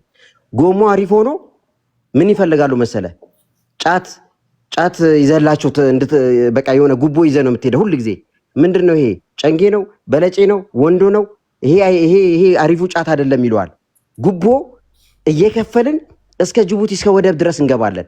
ስንመለስም እንደዛ ምን እንላለን መሰለ እኛ ግን አሁን አሰብን አሁን ቡሬን በግራ ስንመለስ ደግሞ በቀኝ ትተን ነው ወደ ላይ የምንወጣው ማለት ነው። እና መሬታችንን እያየን ሁሌ እንትንልና ምን እንላለን? ስፓልት የድሮ ስፓልት ነበረ። ስፓልቱን ስናይ ይሄ እኮ ድሮ በቃ ከዚህ ተነስቶ በዚህ አድርገው ነበረ የሚገቡት የነበሩት ኢትዮጵያም እቃቸው ምናምን ወደ ወደብ ሲገቡ ምናምን እንል ነበርና ወደባችን ቢሰራ ህዝቦቻችን የኛ ህዝብ ይሰራል፣ መኪኖቻችን ይሰራሉ፣ ብዙ ነገር ግብርናም ይሰራል፣ ብዙ ነገር ይሰራል። ተጠቃሚ ኢትዮጵያ ብቻ አይደለችም፣ ኤርትራም ጭምር ተጠቃሚዋ። እኛም በሀገራችን ውስጥ እንደፈለግን እንሰራለን ማለት ነው። ገብተዋል። ይሄ እየመጡ የሚደፉን እንትን የሚሉብን የነበሩት ጅቡቲያኖቹ በወቅቱ በጣም እንበሳጭ ስለነበረ ለምንድን ነው የማይከፍቱት እነዚህ ፖለቲከኞች ለምን ምናምን ነበር። ኦኬ። እና ወደብ የኤርትራ ህዝብ ብጠይቀው የኢትዮጵያ ህዝብ ቢጠቀምበት ምን ችግር አለው ብትለው ከ100% እርግጠኛ ሆኜ ምን ልነግርህ የምፈልገው እንዴ እኛ ምን እንጠቀማለን እኛ ምን እንሰራበታለን ይጠቀም ነው የሚለው። መጠቀም ለምን ይኸውልህ ለጅቡቲ 100% ወይ $2 ቢሊዮን ከፍላችሁ ከምትጠቀሙ ቢሊዮን ትተን $1 ሚሊዮን ለኤርትራ ከፍላችሁ ብትጠቀሙ ደስተኞች ነን። እኛ በጣም ደስተኞች ነን። ችግሩ ግን ምን እንደሆነ ታውቃለህ? የኛ ነበረ ባለቤቱ እኛ ነን። እኛ መተን አሁን አሰብ እኛ መተን አባይ ላይ የኛ ነው ብንል ያምርብናል ቴዲ? 30 ዓመት እኛ በሞግዚትነት ከእናንተ ጋር በነበርንበት ጊዜ በዛች 30 ዓመት ውስጥ የተጠቀማችሁትን ምን ትላላችሁ መሰለ? የኛ ነበረ። ኢታሊስ ምን ሊሉ ነው ታዲያ? ኢታሊም እኮ ከ40 ዓመት በላይ እኮ ኢታሊም እኮ ኖረዋል እኛ ጋር ስንት ነገር ሰርተው ማለት ነው። አሰብንም የሰሩት እነሱ ናቸው፣ ኢታሊ ናቸው የሰሩት። አስመራንም ብዙ ነገር ሰርተዋል። እንግሊዝ፣ ቱርክ፣ ግብፅ ምን ሊባሉ ነው? እነዚህም ኤርትራ ውስጥ ነበሩ። ባለቤት ነን ሊሉ ነው ማለት ነው። ያኔ ኢትዮጵያ ነበረች? አልነበረችም። ማንም ያስተዳድረው እነዚህ ሀገሮች ናቸው የሚያስተዳድሩት የነበሩት። አሁን በዚህ 30 ዓመት ለተጠቀሙት ግን የኛ ነበረ አልነበረም። ታሪኩን ፍለጡን እወቁና ካወቃችሁ በኋላ አዎ ይሄ የእናንተ ነው ግን እንጠቀም ብትሉ በነፃ እኮ ቴዲ ከ1991 እስከ 1997 የባድመ ጦርነት እስከተጀመረበት ድረስ ኢትዮጵያ 5 ሳንቲም ሳትከፍል ወደብ ተጠቅማለች። ኤርትራ ሀገር በሆነችበት ጊዜ ራሱ ለ7 ነው ለ8 ዓመት። አሁን ይሄ በትግራይ በነበረው ጦርነትስ ይሄ ሁሉ መሳሪያ የሚገባ የነበረው ቤት ነው እንዴ? በኤርትራ አይደለም የሚያስገቡት የነበሩት? ብር ከፍለዋል? አልከፈሉም። በፍቅር ከመጣ ፍቅር ይሰጣል። በጉልበት ከመጣ ደግሞ በጉልበት ነው የሚመለሰው ማለት ነው። እና እቺ በተለይ 3 ሚሊዮን 4 ሚሊዮን ናቸው እንበላቸዋለን። ይሄን አባባል ካፋችሁ ላይ እባካችሁ መሪያችሁ ፕራይም ሚኒስተሩ እንደሱ ይላል፣ እነ ቅድስትም እንደሱ ትላላችሁ። በትግራይ በነበረው ጦርነት ትንሽ 360 ዲግሪ ተዘግተው እንደተቋቋሙት እኛ ሀገር ሆነን ድሮን ይዘን ሚሳይል ይዘን እንዴት ነው ማንቋቋመው? እባካችሁ። እሺ ቴንክ ዩ። እውነት ለመናገር ንግግር መልካም ምላስ ቁጣን ታበርዳለች ይላል። አሁን እነሱ በተደጋጋሚ እንደሚናገሩት ንግግሩ ነው የሚጎዳቸው። እንደቁሳቸዋለን፣ አመድ እናረጋቸዋለን፣ እንወስዳ እንደዚህ በፍቅር ይሞከር፣ በሰላማዊ መንገድ ይሞከር። አሁን እኔ ከዚህ ጋር የሰራሁት ዲፕሎማሲ እኮ ነው። ቢከፋ ዞረ የምትመጣባት ሀገርህ ናት። ስለዚህ እች ሀገር አደገች ማለት አንተም አደግ፣ ቤተሰቦች ማደጉ ማለት ነው። እች ሀገር እንድታደግ ነው መመኘት ያለብህ። እች ሀገር ከወደመች እኮ አንተ ተለዋጭ ሀገር አይኖርህም። እንዲህ ነው የምታግባቡት እንጂ ገና ለገና ብረት ገፍቶ ደረቱ እንዳበጠ ሰው ደቁሳለሁ ምናምን ስሏቸው እነሱ በነገራችን ላይ በደርግ ጊዜ በነበረው ውጊያ የሳህል በረሃን ታሪክ የምታውቁ ካላችሁ በጣም በጣም በጣም እንዋጋ ካሉ 500 ሺህ ሳህል በረሃ ውስጥ ከገባ አስቸጋሪ ነው የሚሆነው። እሱ አይደለም አሁን ይሄ ጉልበት የምንፈታተሽበት ምናምን ሳይሆን በዲፕሎማሲ እነሱን እያግባቡ እያወራቸው፣ አንድ ኤርትራዊ ስታገኝ እያግባባው እያሰመጥከው፣ ማስመጥ ሳይሆን በቃ እያስረዳው ቢከፋን ወደ ሀገራችን ነው የምንሄደው ወንድሜ። ኢትዮጵያ ውስጥ ተፍተፍ ትላለህ፣ ቢዝነስ ትሰራለህ፣ አማርኛ ትናገራለህ፣ አማርኛ እናገራለሁ። ስለዚህ የባህር በር ደግሞ ቢከፈት ቢዝነስ ይበረገድልሃል ማይ ፍሬንድ። ሁለት የባህር በር ይዘህ ምንድን ነው የምታደርገው? እንጠቃቀም ምናምን የምትለው እግዚአብሔርና ኤርትራውያን እምቢ አይሉ። በጉልበት ካልከው ግን ኤርትራዊ ደቃቃ ሰውነት ቢኖረውም ግደለኝ ይላል። ማንም ቢሆን በጉልበት እንዴት መሰላችሁ? ይሄ የጉልበት ጉዳይ የክብር ጉዳይ ነው። እውነት እንደሆነ እኮ ያምናሉ። አሁን ቅድም ክሪስ ስትናገር ሰምተናል። እኚህ ሰዎች እየበዙ እየሄዱ ነው። 200 ይሆናሉ፣ 300 ይሆናሉ፣ ከዛ ይፈነዳሉ። የባህር በር እንደሚያስፈልጋቸው እናምናለን። አሁን ፊኒሽንጉን ያለማሳመር ጉዳይ ነው። መሀል ላይ የምትገቡ ብረት ማንሳት የጀመራችሁ ሰዎች አላችሁ። ደረቶቻችሁ ያበጣችሁ፣ ጡንቻችሁ ገና ያበጠ ምናምን፣ እንደዛ አይደለም። እነሱን ራሱ ተጠቅመን እኛ እነሱ የማግባባት ስራ ህዝቦቻቸውን አንደኛውን ኤርትራ ሲያሳምን ሌላኛውን ያሳምንናል። እቺ ሀገራችን ናት። የጋራ ህልውና ያለን ህዝቦች ነን። የዓለም ኢኮኖሚ እየደቀቀ ነው። ዞረን ወደ ሀገራችን ነው ሰራ ተፍተፍ ብለን ያለንን ይዘን ወደ ሀገራችን ነው የምንሄደው። ማይ ፍሬንድ ይሄ ምን ታስባለህ? ኤርትራዊ ወንድሜ ሄደህ እዛ ፑል ቤት ትከፍታለህ፣ ከረምቡላ ቤት ትከፍታለህ። ብታጣ ደላላ ትሆናለህ። ሰዎች ሀገር ቢዝነሱ መሳለጥ አለበት ምናምን ብትለው አንድም ኤርትራዊ እምቢ አይልም። በጉልበት ካልከው ግን አስቸጋሪ ነው። እና ይሄ በተለይ ከባለስልጣናቶች እነዚህ አዳዲስ መሪዎች አሉ ለመታየት በጠቅላይ ሚኒስትሩን ለመታየት የሚያደርጉት መንደፋደፍ ይመስለኛል። እንፈጫሃለን፣ እንቀበልሃለን፣ አመድ እናረጋለን ምናምን ስትሏቸው እሺ ያለውን ብሩክን ልቡን ታጠማለና ቢያንስ ንግግር ያስፈልጋል። ፖለቲካ ዲፕሎማሲ ላይ በጣም ጥንቃቄ ያስፈልጋል፣ ብላት ያስፈልጋል ለማለት ያለው። ቴንክ ዩ ብሩኬ። አንዴ ፎሬቨር ልስማና ሁለት ኢትዮጵያውያንን ሰምተን እንደ ሁኔታ ወይ እንጨምራለን ወይ ለዛሬ በዚህ እናበቃለን። ቴዲ የደከመኝ ቅድም ሜንሽን ስለተደረገ ሶሪ ፎሬቨር። እሺ ቅድስቲና፣ እሺ ወደ አንቺ ልምጣ። የመጨረሻ ዙር ላይ የተቃረበን ስለሆነ ምን እናደርጋለን መሰላችሁ? ቅድስት ፎሬቨር ዋንጋሪ፣ ከዛ ወደ ብሩኬ እንመጣለን። የመዝጊያችን ይሆናል። 7 ደቂቃ ለሸቴ። እሺ ቴንክ ዩ። እኔ ነገሮች በሰላም ቢፈቱ በጣም ሰፖርት ማድረግ ሰው ነኝ። ጦርነትም ምናምንም የምደግፍ ሰው አይደለሁም። ግን ሪያሊቲንም ደግሞ መቀበል ያስፈልጋል። ማለት ለምሳሌ የኢትዮጵያ ሕዝብ ቁጥሩ ከፍ እያለ ሄዷል። ቁጥሩ እየጨመረ መጥቷል። ነገሮችን በሰላማዊ መንገድ ማንፈታ ከሆነ የመጨረሻው ነገር ምንድን ነው የሚሆነው ስትል ጦርነት ነው። የታወቀ ነገር ነው። ሁሉም ሰው እዛ ምስራቅ አፍሪካ ላይ የመጣ ድርሻውን እየቦጨቀ በሚሄድበት አይ እናንተ አንገታችሁን ደፍታችሁ ወይ ጎንበስ ብላችሁ ስላለመናችሁኝ መጠቀም ብቻ ነው የምትችሉት ምናምን የሚል ፖለቲካ ይዘህ ስትመጣ ኖ ነው የምትባለው። ይሄ ሀቁ ነው። ከዛ ደግሞ በጣም የሚገርመኝ ነገር ኤርትራውያን 30 ዓመት ተዋክተን ነፃነታችን። እናንተ ኢትዮጵያ ህዝብ እኮ ነው ደርግን የተዋጋው። ኤርትራ የምትባል ሀገር ለመመስረት ነው የምዋጋው የሚል ግልጽ ያለ ነገር ይዞ መጥቶ ቢሆን ኖሮ የኢትዮጵያ ህዝብ ከደርግ ጎን ነበር የሚቆመው። በማር የተሸፈነ መርዛቸውን ውስጥ ደብቀው ነው ይዞ መጥተው ሀገር ለመገንጠል የሄዱት። እና ልክ ኢትዮጵያ ውስጥ ደርግን ለመጣል የተከፈሉትን መስዋዕትነቶች በሙሉ አፍርድሜ የቀጣችሁ ጀግንነታችሁን ለማጉላት አትሄዱ። ይህን ማንም አይቀበላችሁ። ኢትዮጵያዊ በአጠቃላይ ከኤርትራ ህዝብ የበለጠ ቁጥር ያለው ኢትዮጵያዊ ኤርትራ ምድር ላይ መጥቶ ደርግን ለመጣል ሞቷል። ፕሮፓጋንዳ ሰርታችኋል ከህዋት ጋር ሆናችሁ። ምን የኢትዮጵያን ወታደር ፈሪ ሰነፍ፣ ሌላው ማህበረሰብ ምንም አይነት ውጊያ ማይችል ደርግን የሚያክል ስርዓት የጣልነው እኛ ብቻ ነን የሚል የሐሰት ፕሮፓጋንዳ ሰርታችኋል። ዛሬም ለእናንተ ወላጆቻችሁ የነገሯችሁ ይሄ ስለሆነ ይህንኑ ስታስተጋቡ ትገኛላችሁ። በዛ ጦርነት በዛ አለመግባባት ዋጋ የከፈለው ደርግን ያሸነፈው የኢትዮጵያ ህዝብ ነው። ይሄንን መካድ አትችሉም፣ ታሪክ ጽፎ ያስቀመጠው ስለሆነ። ከዛ ደግሞ ወንድሜ በጣም ግርሞኛል። ኤርትራዊ መሆኑን እኔ አላምንም፣ አልቀበልም።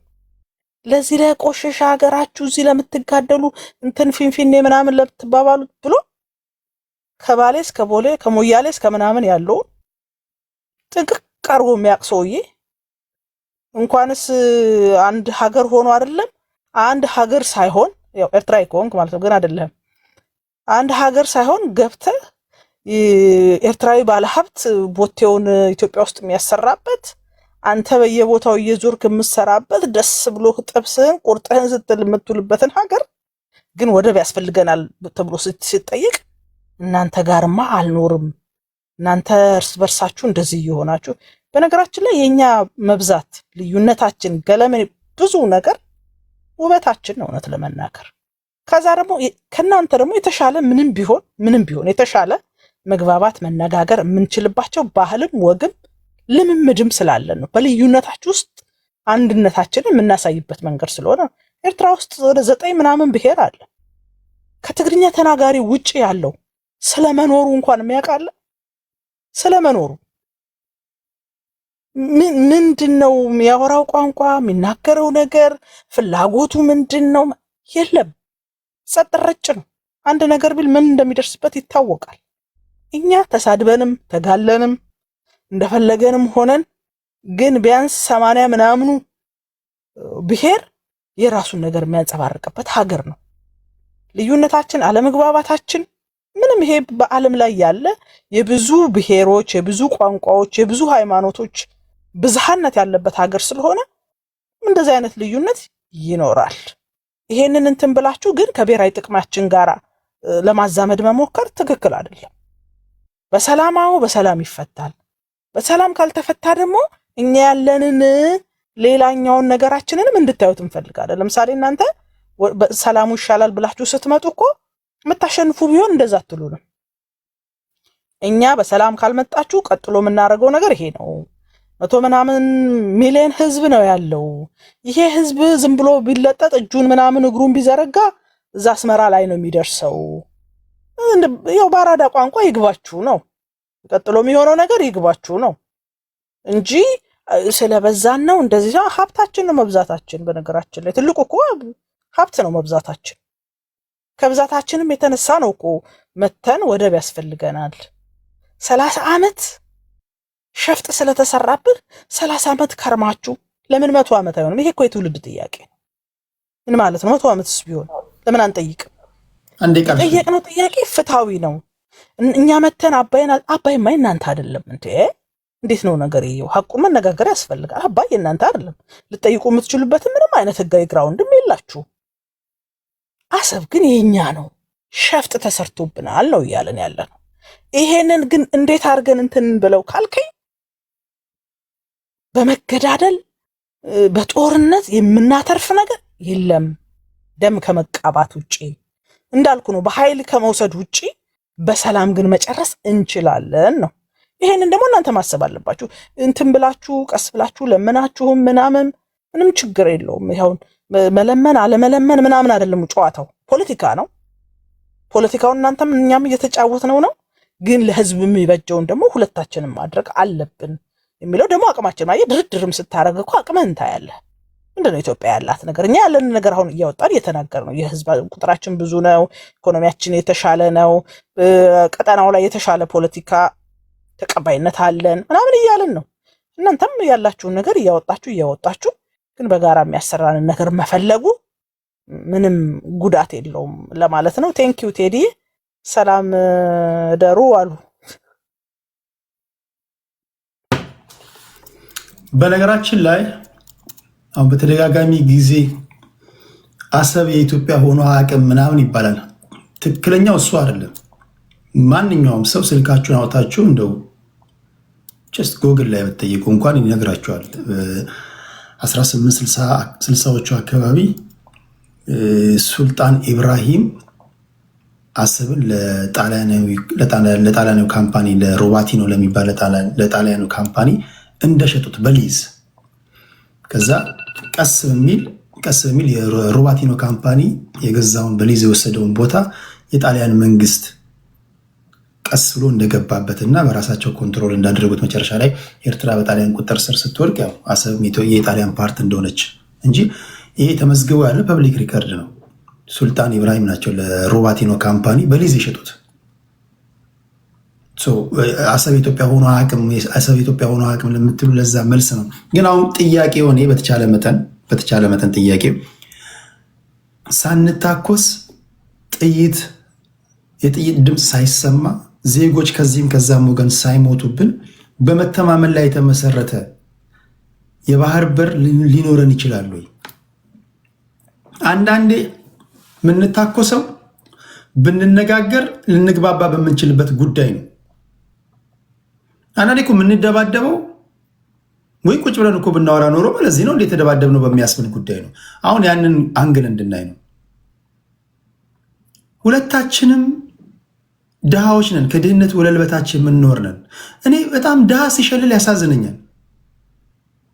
በቃ መናጢ ድሃ ነን። ከድህነት ወለል በታች የምትኖር ነን።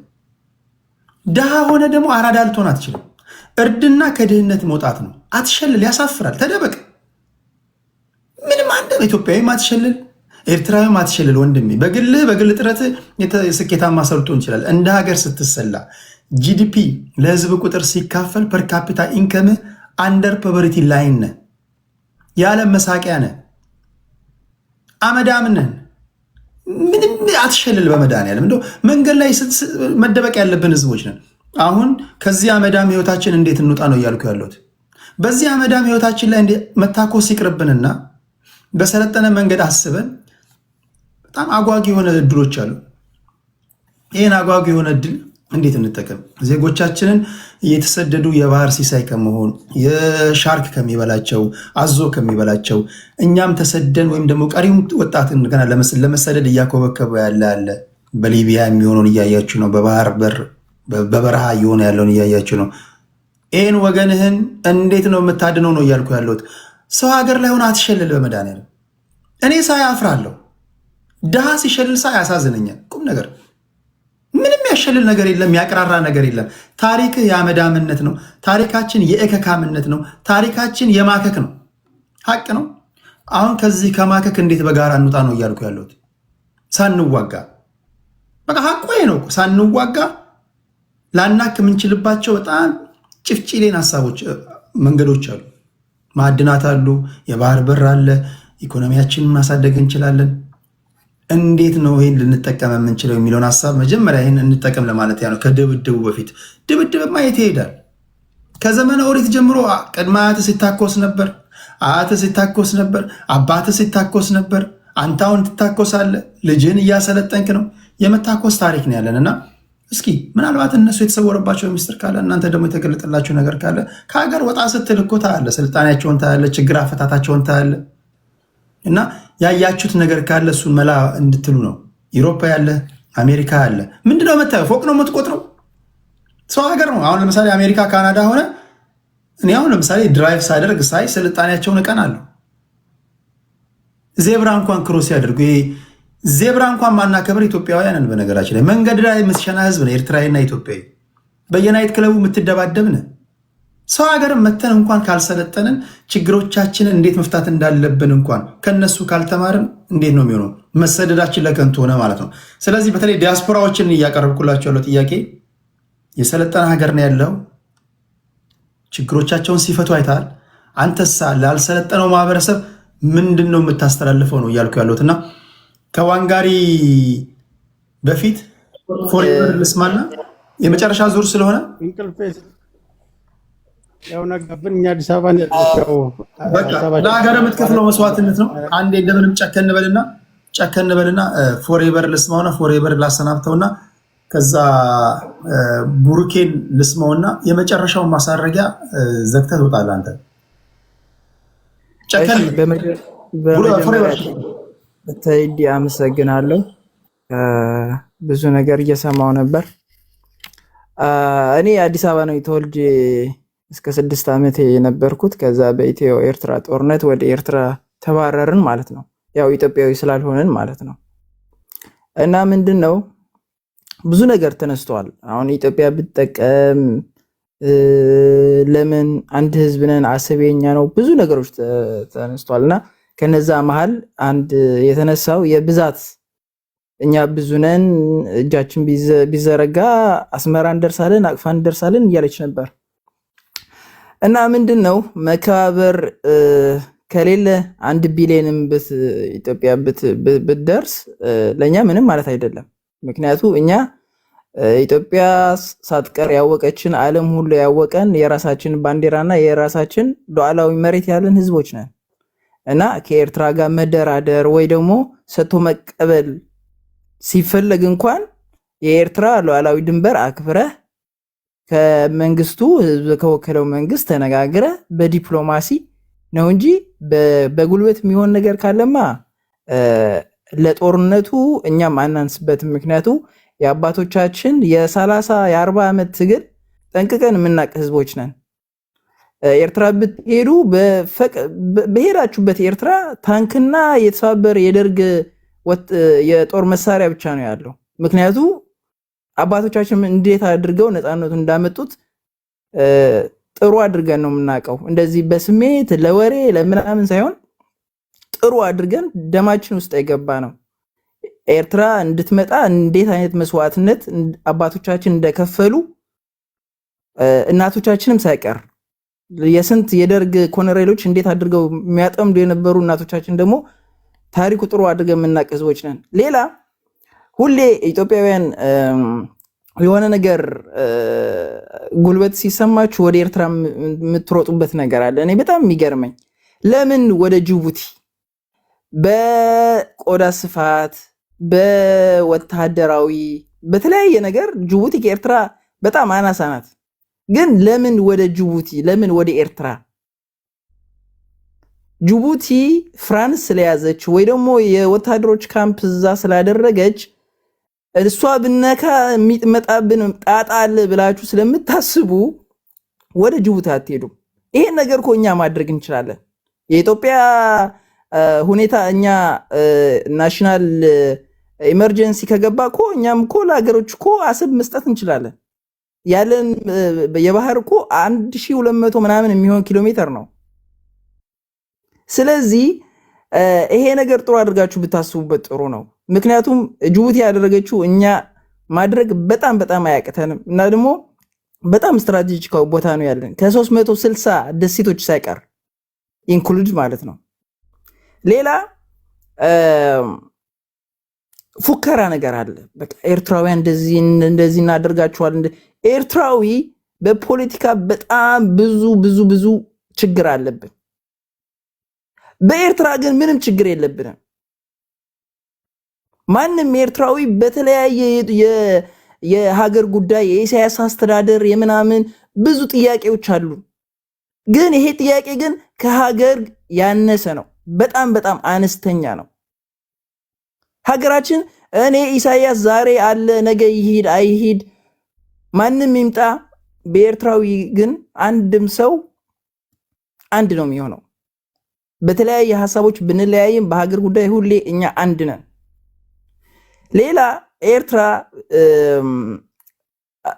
ማነው ስሙ እየጠቀስከው ነበር፣ እንደዚህ የሚባል ነው ለጥሊያን ምናምን ለጆሴፕ ሳፔቶ የሸጠው ምናምን እያልክ ነበር። ድሮ ኢትዮጵያም ይሁን ኤርትራ በነገስታቶች ናቸው የሚተዳደሩት። ኤርትራ ባህር ነገስታት ነው የምትባለው የነበረችው።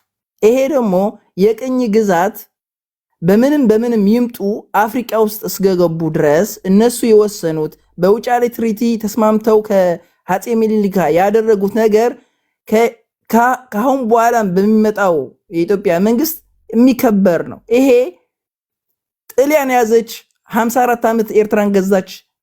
እንግሊዝ መጣ 12 ዓመት ገዛ። በፌዴሬሽን ደግሞ ከኢትዮጵያ ለ10 ዓመት እንድትቆይ ተደረገ። ያ ግን አባቶች በዛን ሰዓት ኤርትራ ጉልበት ስላልነበራት ጣሊያን የሰራው እንዳለ እንግሊዝ ወደ ህንድና ወደ ፓኪስታን ስለሸጠችው ኤርትራ ለመቋቋም ኢኮኖሚያ ለማበልጸግ አቅም ስላልነበራት በቃ እቺ ሀገር እንትን እንዳትሆን ንጉሱም አምልጦ ወደ እንግሊዝ ሀገር ሄዶ ስለነበር ከእንግሊዞች ጋር ተነጋግሮ ኤርትራ ከኢትዮጵያ ጋር እንድትቀላቀል ወይ ደግሞ በፌዴሬሽን እንድትቆይ ተደረገ። ይሄ የኤርትራን ህዝብ ምርጫ ሳይጨረስ ደግሞ ንጉሱ ይሄ ነገር ቀለበሱት። የኤርትራ ህዝብ ደግሞ ወደ በረሃ ወጣ። ናጽነቱ ደግሞ በክንዱ አረጋገጠ ማለት ነው። ሌላ ከኢትዮጵያ ጋር እኛ እንድንሰራ ወይ የኤርትራ የባህር የአሰብን በለው የምጽዋን በለው ኢትዮጵያ እንድትሰራበት ኢትዮጵያ ካልሰራችበት የሚያድግ ወደብም አይደለም። ኢትዮጵያ ስትሰራበት ኢትዮጵያ ስትጠቀምበት የሚሰራ የሚንቀሳቀስ ወደብ እንደሆነ እኛ ጠንቅቀን እናውቃለን። ይሄ ግን የሚሆነው እኛን ስታከብሩ እኛ ደግሞ ለእናንተ ክብር ስንሰጣችሁ ነው ወይ ደግሞ ሁለታችንም ተጋግተን ስንሰራበት ነው እንጂ እናንተ በብዛትና እሺ በብዛትና ከዚህ ጋር በተያዘ በአንድ ደቂቃ ውስጥ ፕሮፋይል ፒክቸር ላይ ያለው ካርታ የጣሊያን ነው ማለት ነው? ይሄ ወዳጅነቴ ለአማራ ህዝብ ያለኝ ለመግለጽ ነው። ጠቅልለው ነው አማራን መጠቅለል ሳይሆን አጋርነቴ ለማሳየት ነው።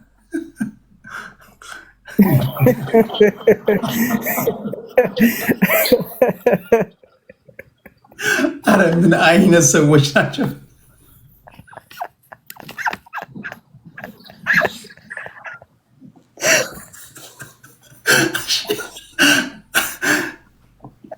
ይመችሽ። አይ መነካጄ ለምን አዲስ አበባንም አንድ ላይ ተቀልለው ብዬ ነው።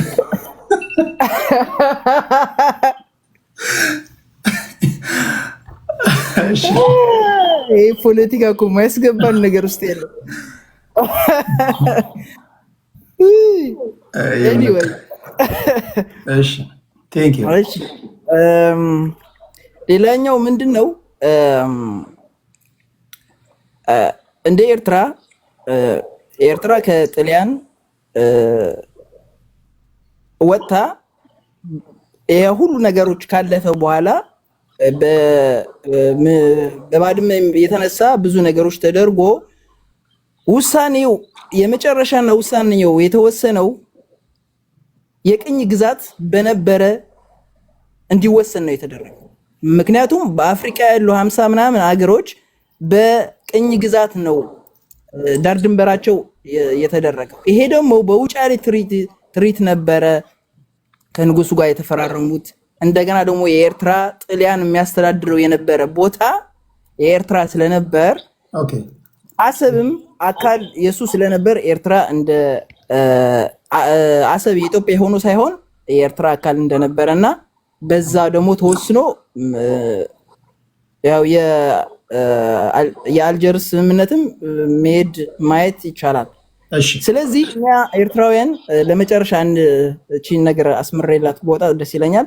ስለዚህ እኛ ኤርትራውያን ከኢትዮጵያ የመስራትም ይሁን አብሮ የማደግ ፍላጎታችን ነው። እሱ ነው ደግሞ የምንፈልገው። መንግስታት ይሄዳሉ ይመጣሉ፣ ህዝቦች ሁሌ ይኖራሉ። ግን በብዛት በፉከራ በመጨለል እኛ ኤርትራውያን እናሸንፋለን ወይ እንደቁሳቸዋለን በብዛት እንደዚህ ነን የምትሉ ከሆነ ትልም ይወልዳል እኮ ትልም ብዙ ነው። ስለዚህ እንደዚህ አይነት ነገር ባትመጡና ወደ ሰላሙና ወደ መነጋገሩ ብትሄዱ ጥሩ ነው። ግን የጦርነት መሳሪያ የምንፈልገው ካላችሁ ግን እኛ የተማርነው ብዙ ነገር ስላለ ችግር የለውም፣ ብትመጡም እናስተናግዳችኋለን ማለት ፈልጋለሁ። እሺ እኔ የወንድምነቴን እነግርሃለሁ። እመነኝ፣ በእውነት እመነኝ። ጦርነት ይቅርብህ። ስለ ጦርነት ተሳስታ አትስበክ። ኖ እኛ አንፈልግም ጦርነት። አሁን ራሱ ያደረከው ባንዲራ ካርታ ያደረከው አንድ ኢትዮጵያዊ ለምሳሌ ኤርትራን ጨምሮ ሙሉ የድሮዋን ካርታ ቢያስቀመጥ ደስ ይላል። ስንቴ እንደዛ አየን እኮ ስንቴ። እኛ እኮ ያ ነገር እንዲያውም አገሽ በጣም የኤርትራ ሉዓላዊነት ኧረ እባካችሁ ይሄ ነገር ነገ ጠዋት ሌላ ነገር ይዞ ስለሚመጣ እንደዚህ አታድርጉ ብለን ብዙ ጊዜ ተናገርን። ግን የኛ አይከበርም። እኛ ስናደርግ ደግሞ በሌላ ነገር ይታይብናል። ምንም እኮ ችግር የለውም። አንተ አሁን አንድ ግለሰብ እና ስለ ጦርነቱ ያልከው ደግሞ ደርግ በአፍሪካ አንደኛ የነበረ መከላከያ የነበረው ነው። ደርግ 30 ዓመት ኤርትራን እንዴት አድርጎ እንደረመሳት እንዴት አድርጎ እንደቀጠቀጣት ጥሩ አድርገን የጦርነት ነገር ከኢትዮጵያውያን በላይ እኛ እናውቀዋለን፣ እንረዳዋለን። ጦርነት በጣም መጥፎ እንደሆነ ማለት ነው። ኦኬ አይ አሁን ትልቁ ስህተትም መሰለ አሁን የደርግ ሁሉ አሁን ለምሳሌ የንጉሳዊ ስርዓትን በንጉሳዊ ቋንቋ ነው የምተነትነው። የደርግን ጊዜ በደርግ ቋንቋ ነው የምተነትነው። ያኔ እነ ሻለቃ ዳዊት እነ ናደው ምናምን ሳህል በረሃ ምንም ሳህል በረሃን የሚያውቁ ወጣቶችን ነድተው የቀይ ኮከብ ዘመቻ ብለው ረሚም ሆነዋል። ምንም ጥያቄ የለውም። ከካራማራ ጦርነት መልስ ነው ቀጥታ ወደዛ የሄዱት። ኤርትራ መግቢያውን መውጫውን አያውቁም። አሳቻ ቦታ ይዘሃል። ዝም ብለው ምስኪኖች የበረሃ ልምድ የሌላቸው ወጣቶች ተዋግተዋል። ያንን ትንታኔ የዛን ጊዜ ለአሁን ጊዜ መጠቀም ነው ስህተቱ። ስትራቴጂስት የሆነ አመራር የሚያስፈልግ አሁን ቲፒኤልኤፎች ለምሳሌ የሽምቅ ውጊያ ደርግን የደመሰስን ተራራ ያንቀጠቀጥን ምናምን ይላሉ። ግምጋሜያችን የተሳሳተ ነበር ይለዋል ከሆነ በኋላ። አሁን ኬሪያ ኢብራሂም የምትባል የፌዴሬሽን አፈጉባኤ ደብረ ጽዮንም ሌሎችም ሲናገሩ ሰማቸው በዚህ ደረጃ ይሆናል ብለን አልገመትንም ይላሉ። ዘመኑን የሚዋጅ ትንታኔ ያስፈልጋል። አሁን ጊዜውን የሚመጠን ትንታኔ ነው መተንተን ያለብን። በድሮን ዘመን ወይም ደግሞ ሌሎች በሃይፐርሶኒክ ሚሳይል ዘመን የቆመ ጠብቀኝ ትንታኔ አይተነተንም።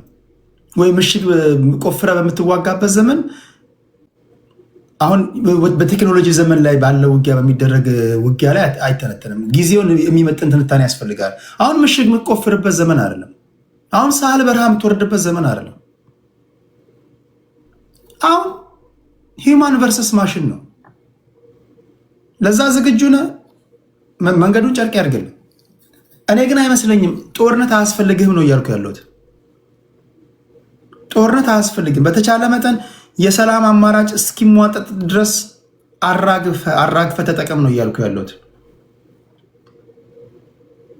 ስለዚህ ይህንን ነው እየነገርኩ ያለሁት እንደ አንድ ወንድም። ለእናንተም የሚሰነዘረው ትንታኔ አንዳንድ ጊዜ ትክክል አይደለም። እንትን እናደርጋለን አገር እውቅናቸውን እንትን እንላለን ምናምን የሚለው ነገር ትክክል አይደለም። ኢትዮጵያውያን ደግሞ አንደርስቲሜት ስታደርግ ደግሞ ትክክል አይደለም። ጥንቃቄ ያስፈልገዋል። እነዚህ የተወሰኑ ሰዎች ዝም ብሎ ኮፍያ ወይ አበባ ስለበተንክላቸው የለንም ደክመናል የሚሉትን አትይ። እንደዛ ምናምን አይደለም መታየት ያለበት። የመጨረሻው ግን ዋናው ነገር ምንድን ነው? የሰላም አማራጮች በሰላማዊ መንገድ ልንጠቀምበት የምንችልበት መንገድ ካለ ለመጠቀም ወይም ደግሞ እሱን ለማየት ያህል ነው። ያን እናንሸራሽርና ጦርነቱ ውጊያው ይደርሳል ለማለት ያህል ነው። ብሩኬ ወደ አንተ ልምጣና ከዛ ወደ መጨረሻ ወደ ዋንጋሪ እንሄዳለን። ብሩካችን 5 ደቂቃ ልስጥ። ቅድም ስላወራ በተነሱ ሀሳቦች ላይ የማጠቃላይ ሀሳብ ስጥና እንሰነባበታለን። ኦኬ ቴንክ ዩ ቴዲ። ይሄ እንትን ድምፁ እንትን እንዳያር መጣለ። ኦኬ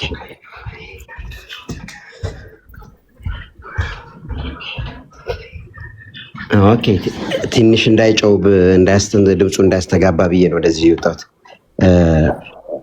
ቴዲ አንድ ነገር ልንገር። ቅድም አሁን እህታችንን ስሟን ፎርጌት አደረኳት። የሆነ ትንሽ ስስ ልቧ ሲነካ አየ እንዴት እንትን እንዳለች ተናደደች። እኛ ብንዘረጋ ከኢትዮጵያ እስከ ኤርትራ እስከ አስመራ ድረስ ህዝቡ ራሱ ቢዘረጋ ይደርሳል ምናምን አለች። ለዛ ነው የሰውን ስሜት ሰውን ስትነካው ስሜታዊ ይሆናል ማንኛውም ሰው። እኛ ጋር አሁን እንደዛ ነው። አትንኩ፣ ህዝብ ላይ አትሂዱ። መጠቀም ነግሬሃለሁ። ኢትዮጵያ እንድታድግ 130 ሚሊዮን ነገ 150 ሚሊዮን ልትሆኑ ትችላላችሁ። እንድታድግ የእኛም ደስታ ነው። ስታድጉ እኛም እናድጋለን፣ እኛም ስናድግ እናንተም ታድጋላችሁ። ይሄ ምንም ጥያቄ የለውም። ኢትዮጵያ ተዘግታ ኢትዮጵያ ባህር እንድታገኝ አይፈልጉም ኤርትራውያን። ስህተት ነው ይሄ። እንደዚህ አይነት አስተሳሰብ ኤርትራዊ ማንም ኤርትራዊ እንደዚህ አይነት አስተሳሰብ የለውም። ምንድን ነው ይሄ? በየቀኑ እየመጡ ጀነራሎች በል እነዚህ ካድሬዎች ጉራቸው የሚነፉት እሱ ህዝቡን እያቆሰለው ነው። ምናልባት ይሄ ለፖለቲከኞቹ አሪፍ ሊሆን ይችላል፣ ለህዝቡ ግን ጥሩ አይደለም ይሄ ነገር ማለት ነው። እና ህዝብን እንደው አንነካካ። አሁን እህቴን ምንድነው ምራት እኔ የኢትዮጵያን ህዝብ በደንብ ስላየሁት ማንንም የኢትዮጵያ ህዝብ ስሜት ውስጥ ገብቼ መናገር አልፈልግም።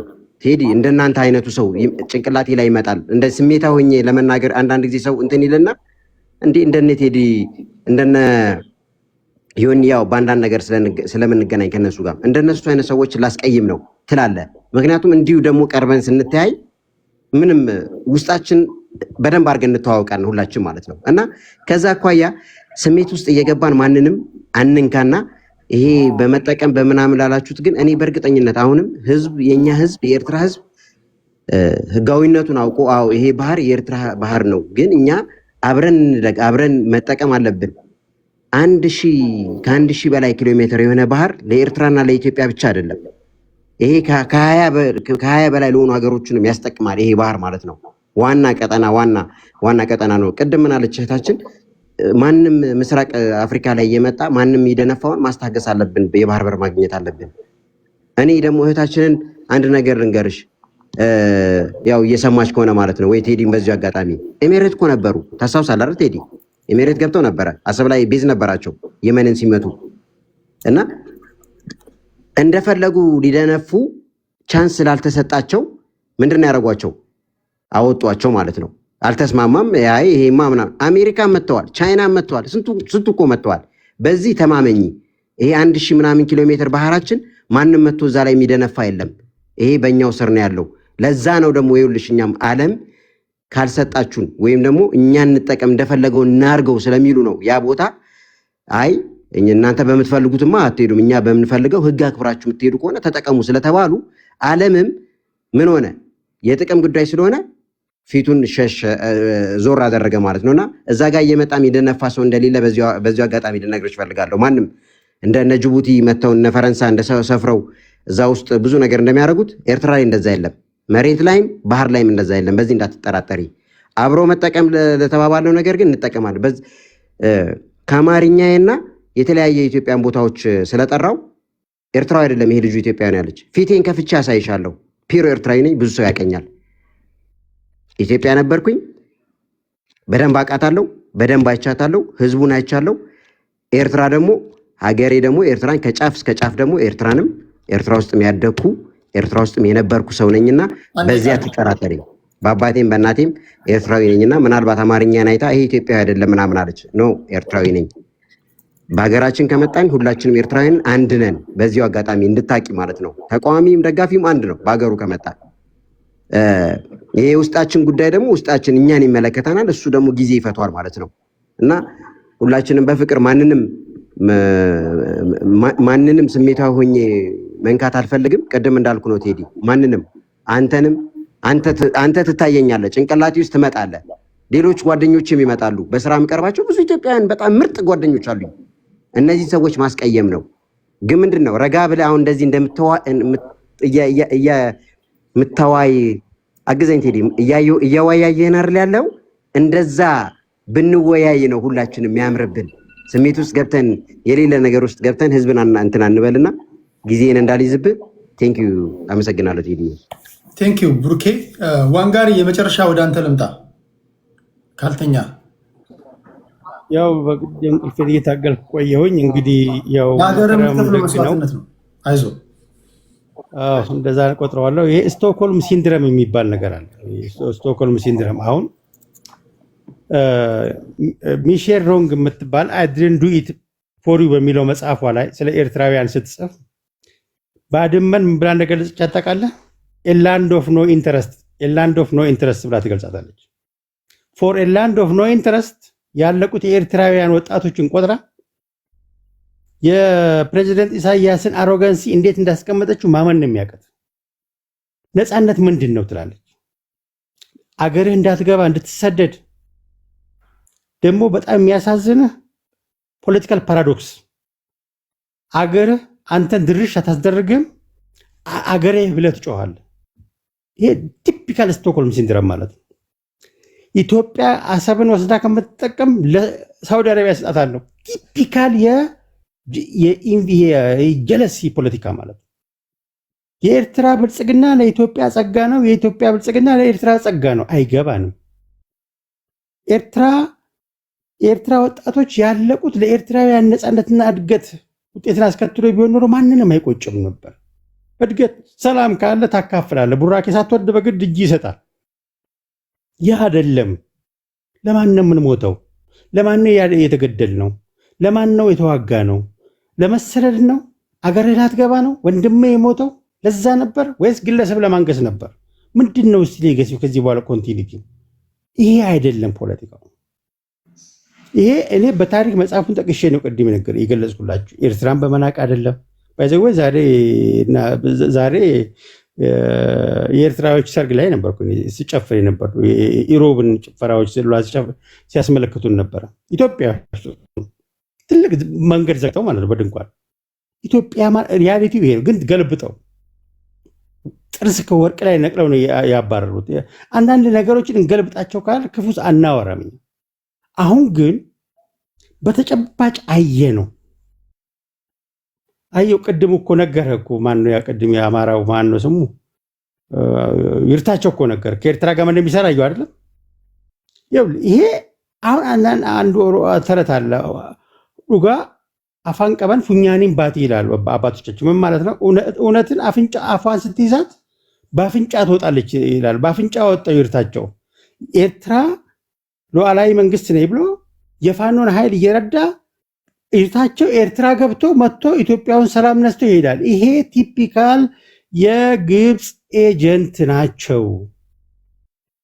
እኔ ከኤርትራውያን በላይ ኤርትራዊ ነኝ ብዬ ልመጻደቅ አልፈልግም። ከዚህ በኋላ ግን በቃ አሉ ኤርትራውያኖች በሚሊዮንስ የሚቆጠሩ ኢትዮጵያ ዛሬ የሚጨፈርኩላቸው ሁሌም አብረን የምንውለው የኔም ኢትዮጵያውያኖች ውጭ ሀገር ተሰደው ይኖራሉ። መናጢ ድሃዎች ነን ሁላችንም። የአስተሳሰብ ድሃ፣ የፕሮፐርቲ ድሃ፣ ዝም ብለን ለሰው አጀንዳ የምንጋደል በመገዳደል የተፈጠረ እስኪመስለን ድረስ ማለት ነው። በሀገር ውስጥም በጎረቤትም በሁሉም ከዚህ አስተሳሰብ እንውጣ። ወደድክም ጠላም ይሄ ኢሹ በሰላም ማይፈታ ከሆነ በሰላም ለምኗል መንግስት፣ እንደራደር፣ እንካችሁ አየር መንገድ ግቡ፣ ከአባይም ተጠቀሙ።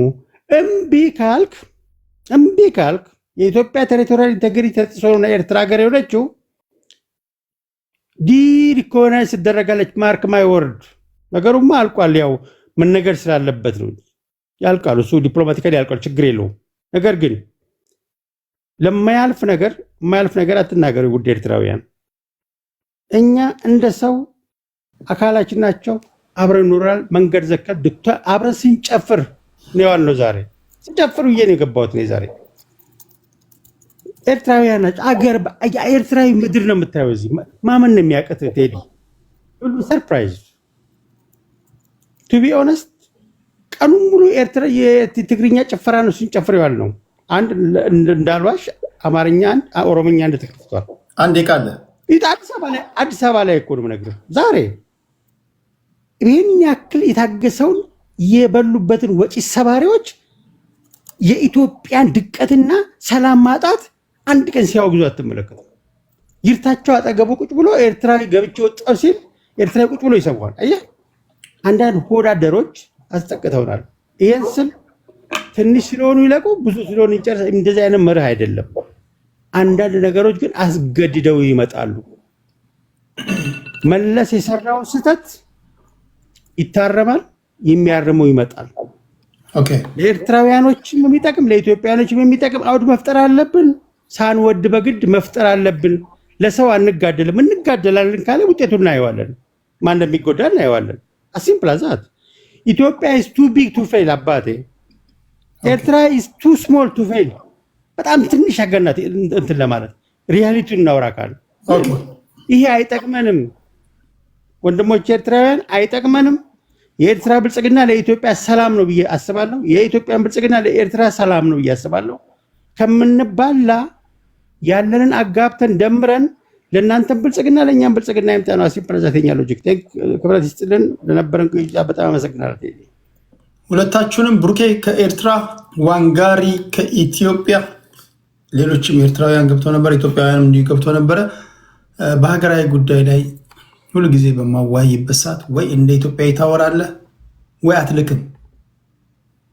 የምትመጣ ከሆነ እንደ ኢትዮጵያ ልታወራ ነው መምጣት ያለብህ። ሀገርን አስይዘህ የምትጫወት ከሆነ እንደ ኢትዮጵያ የማታወራ ከሆነ እንዳትመጣ በእግዚአብሔር ፍቅር ለምንሃለሁ። ዶሜስቲኩን የሰፈሩን የጓዳው ምና እናወራለን። መንግስት እንዴት መቀየር እንዳለብህ ምናምን ያን ያደረግነው። ብሩኬን ከልብ ነው ማመሰግነው። በሌሎች ፕሮግራሞች እንገናኛለን።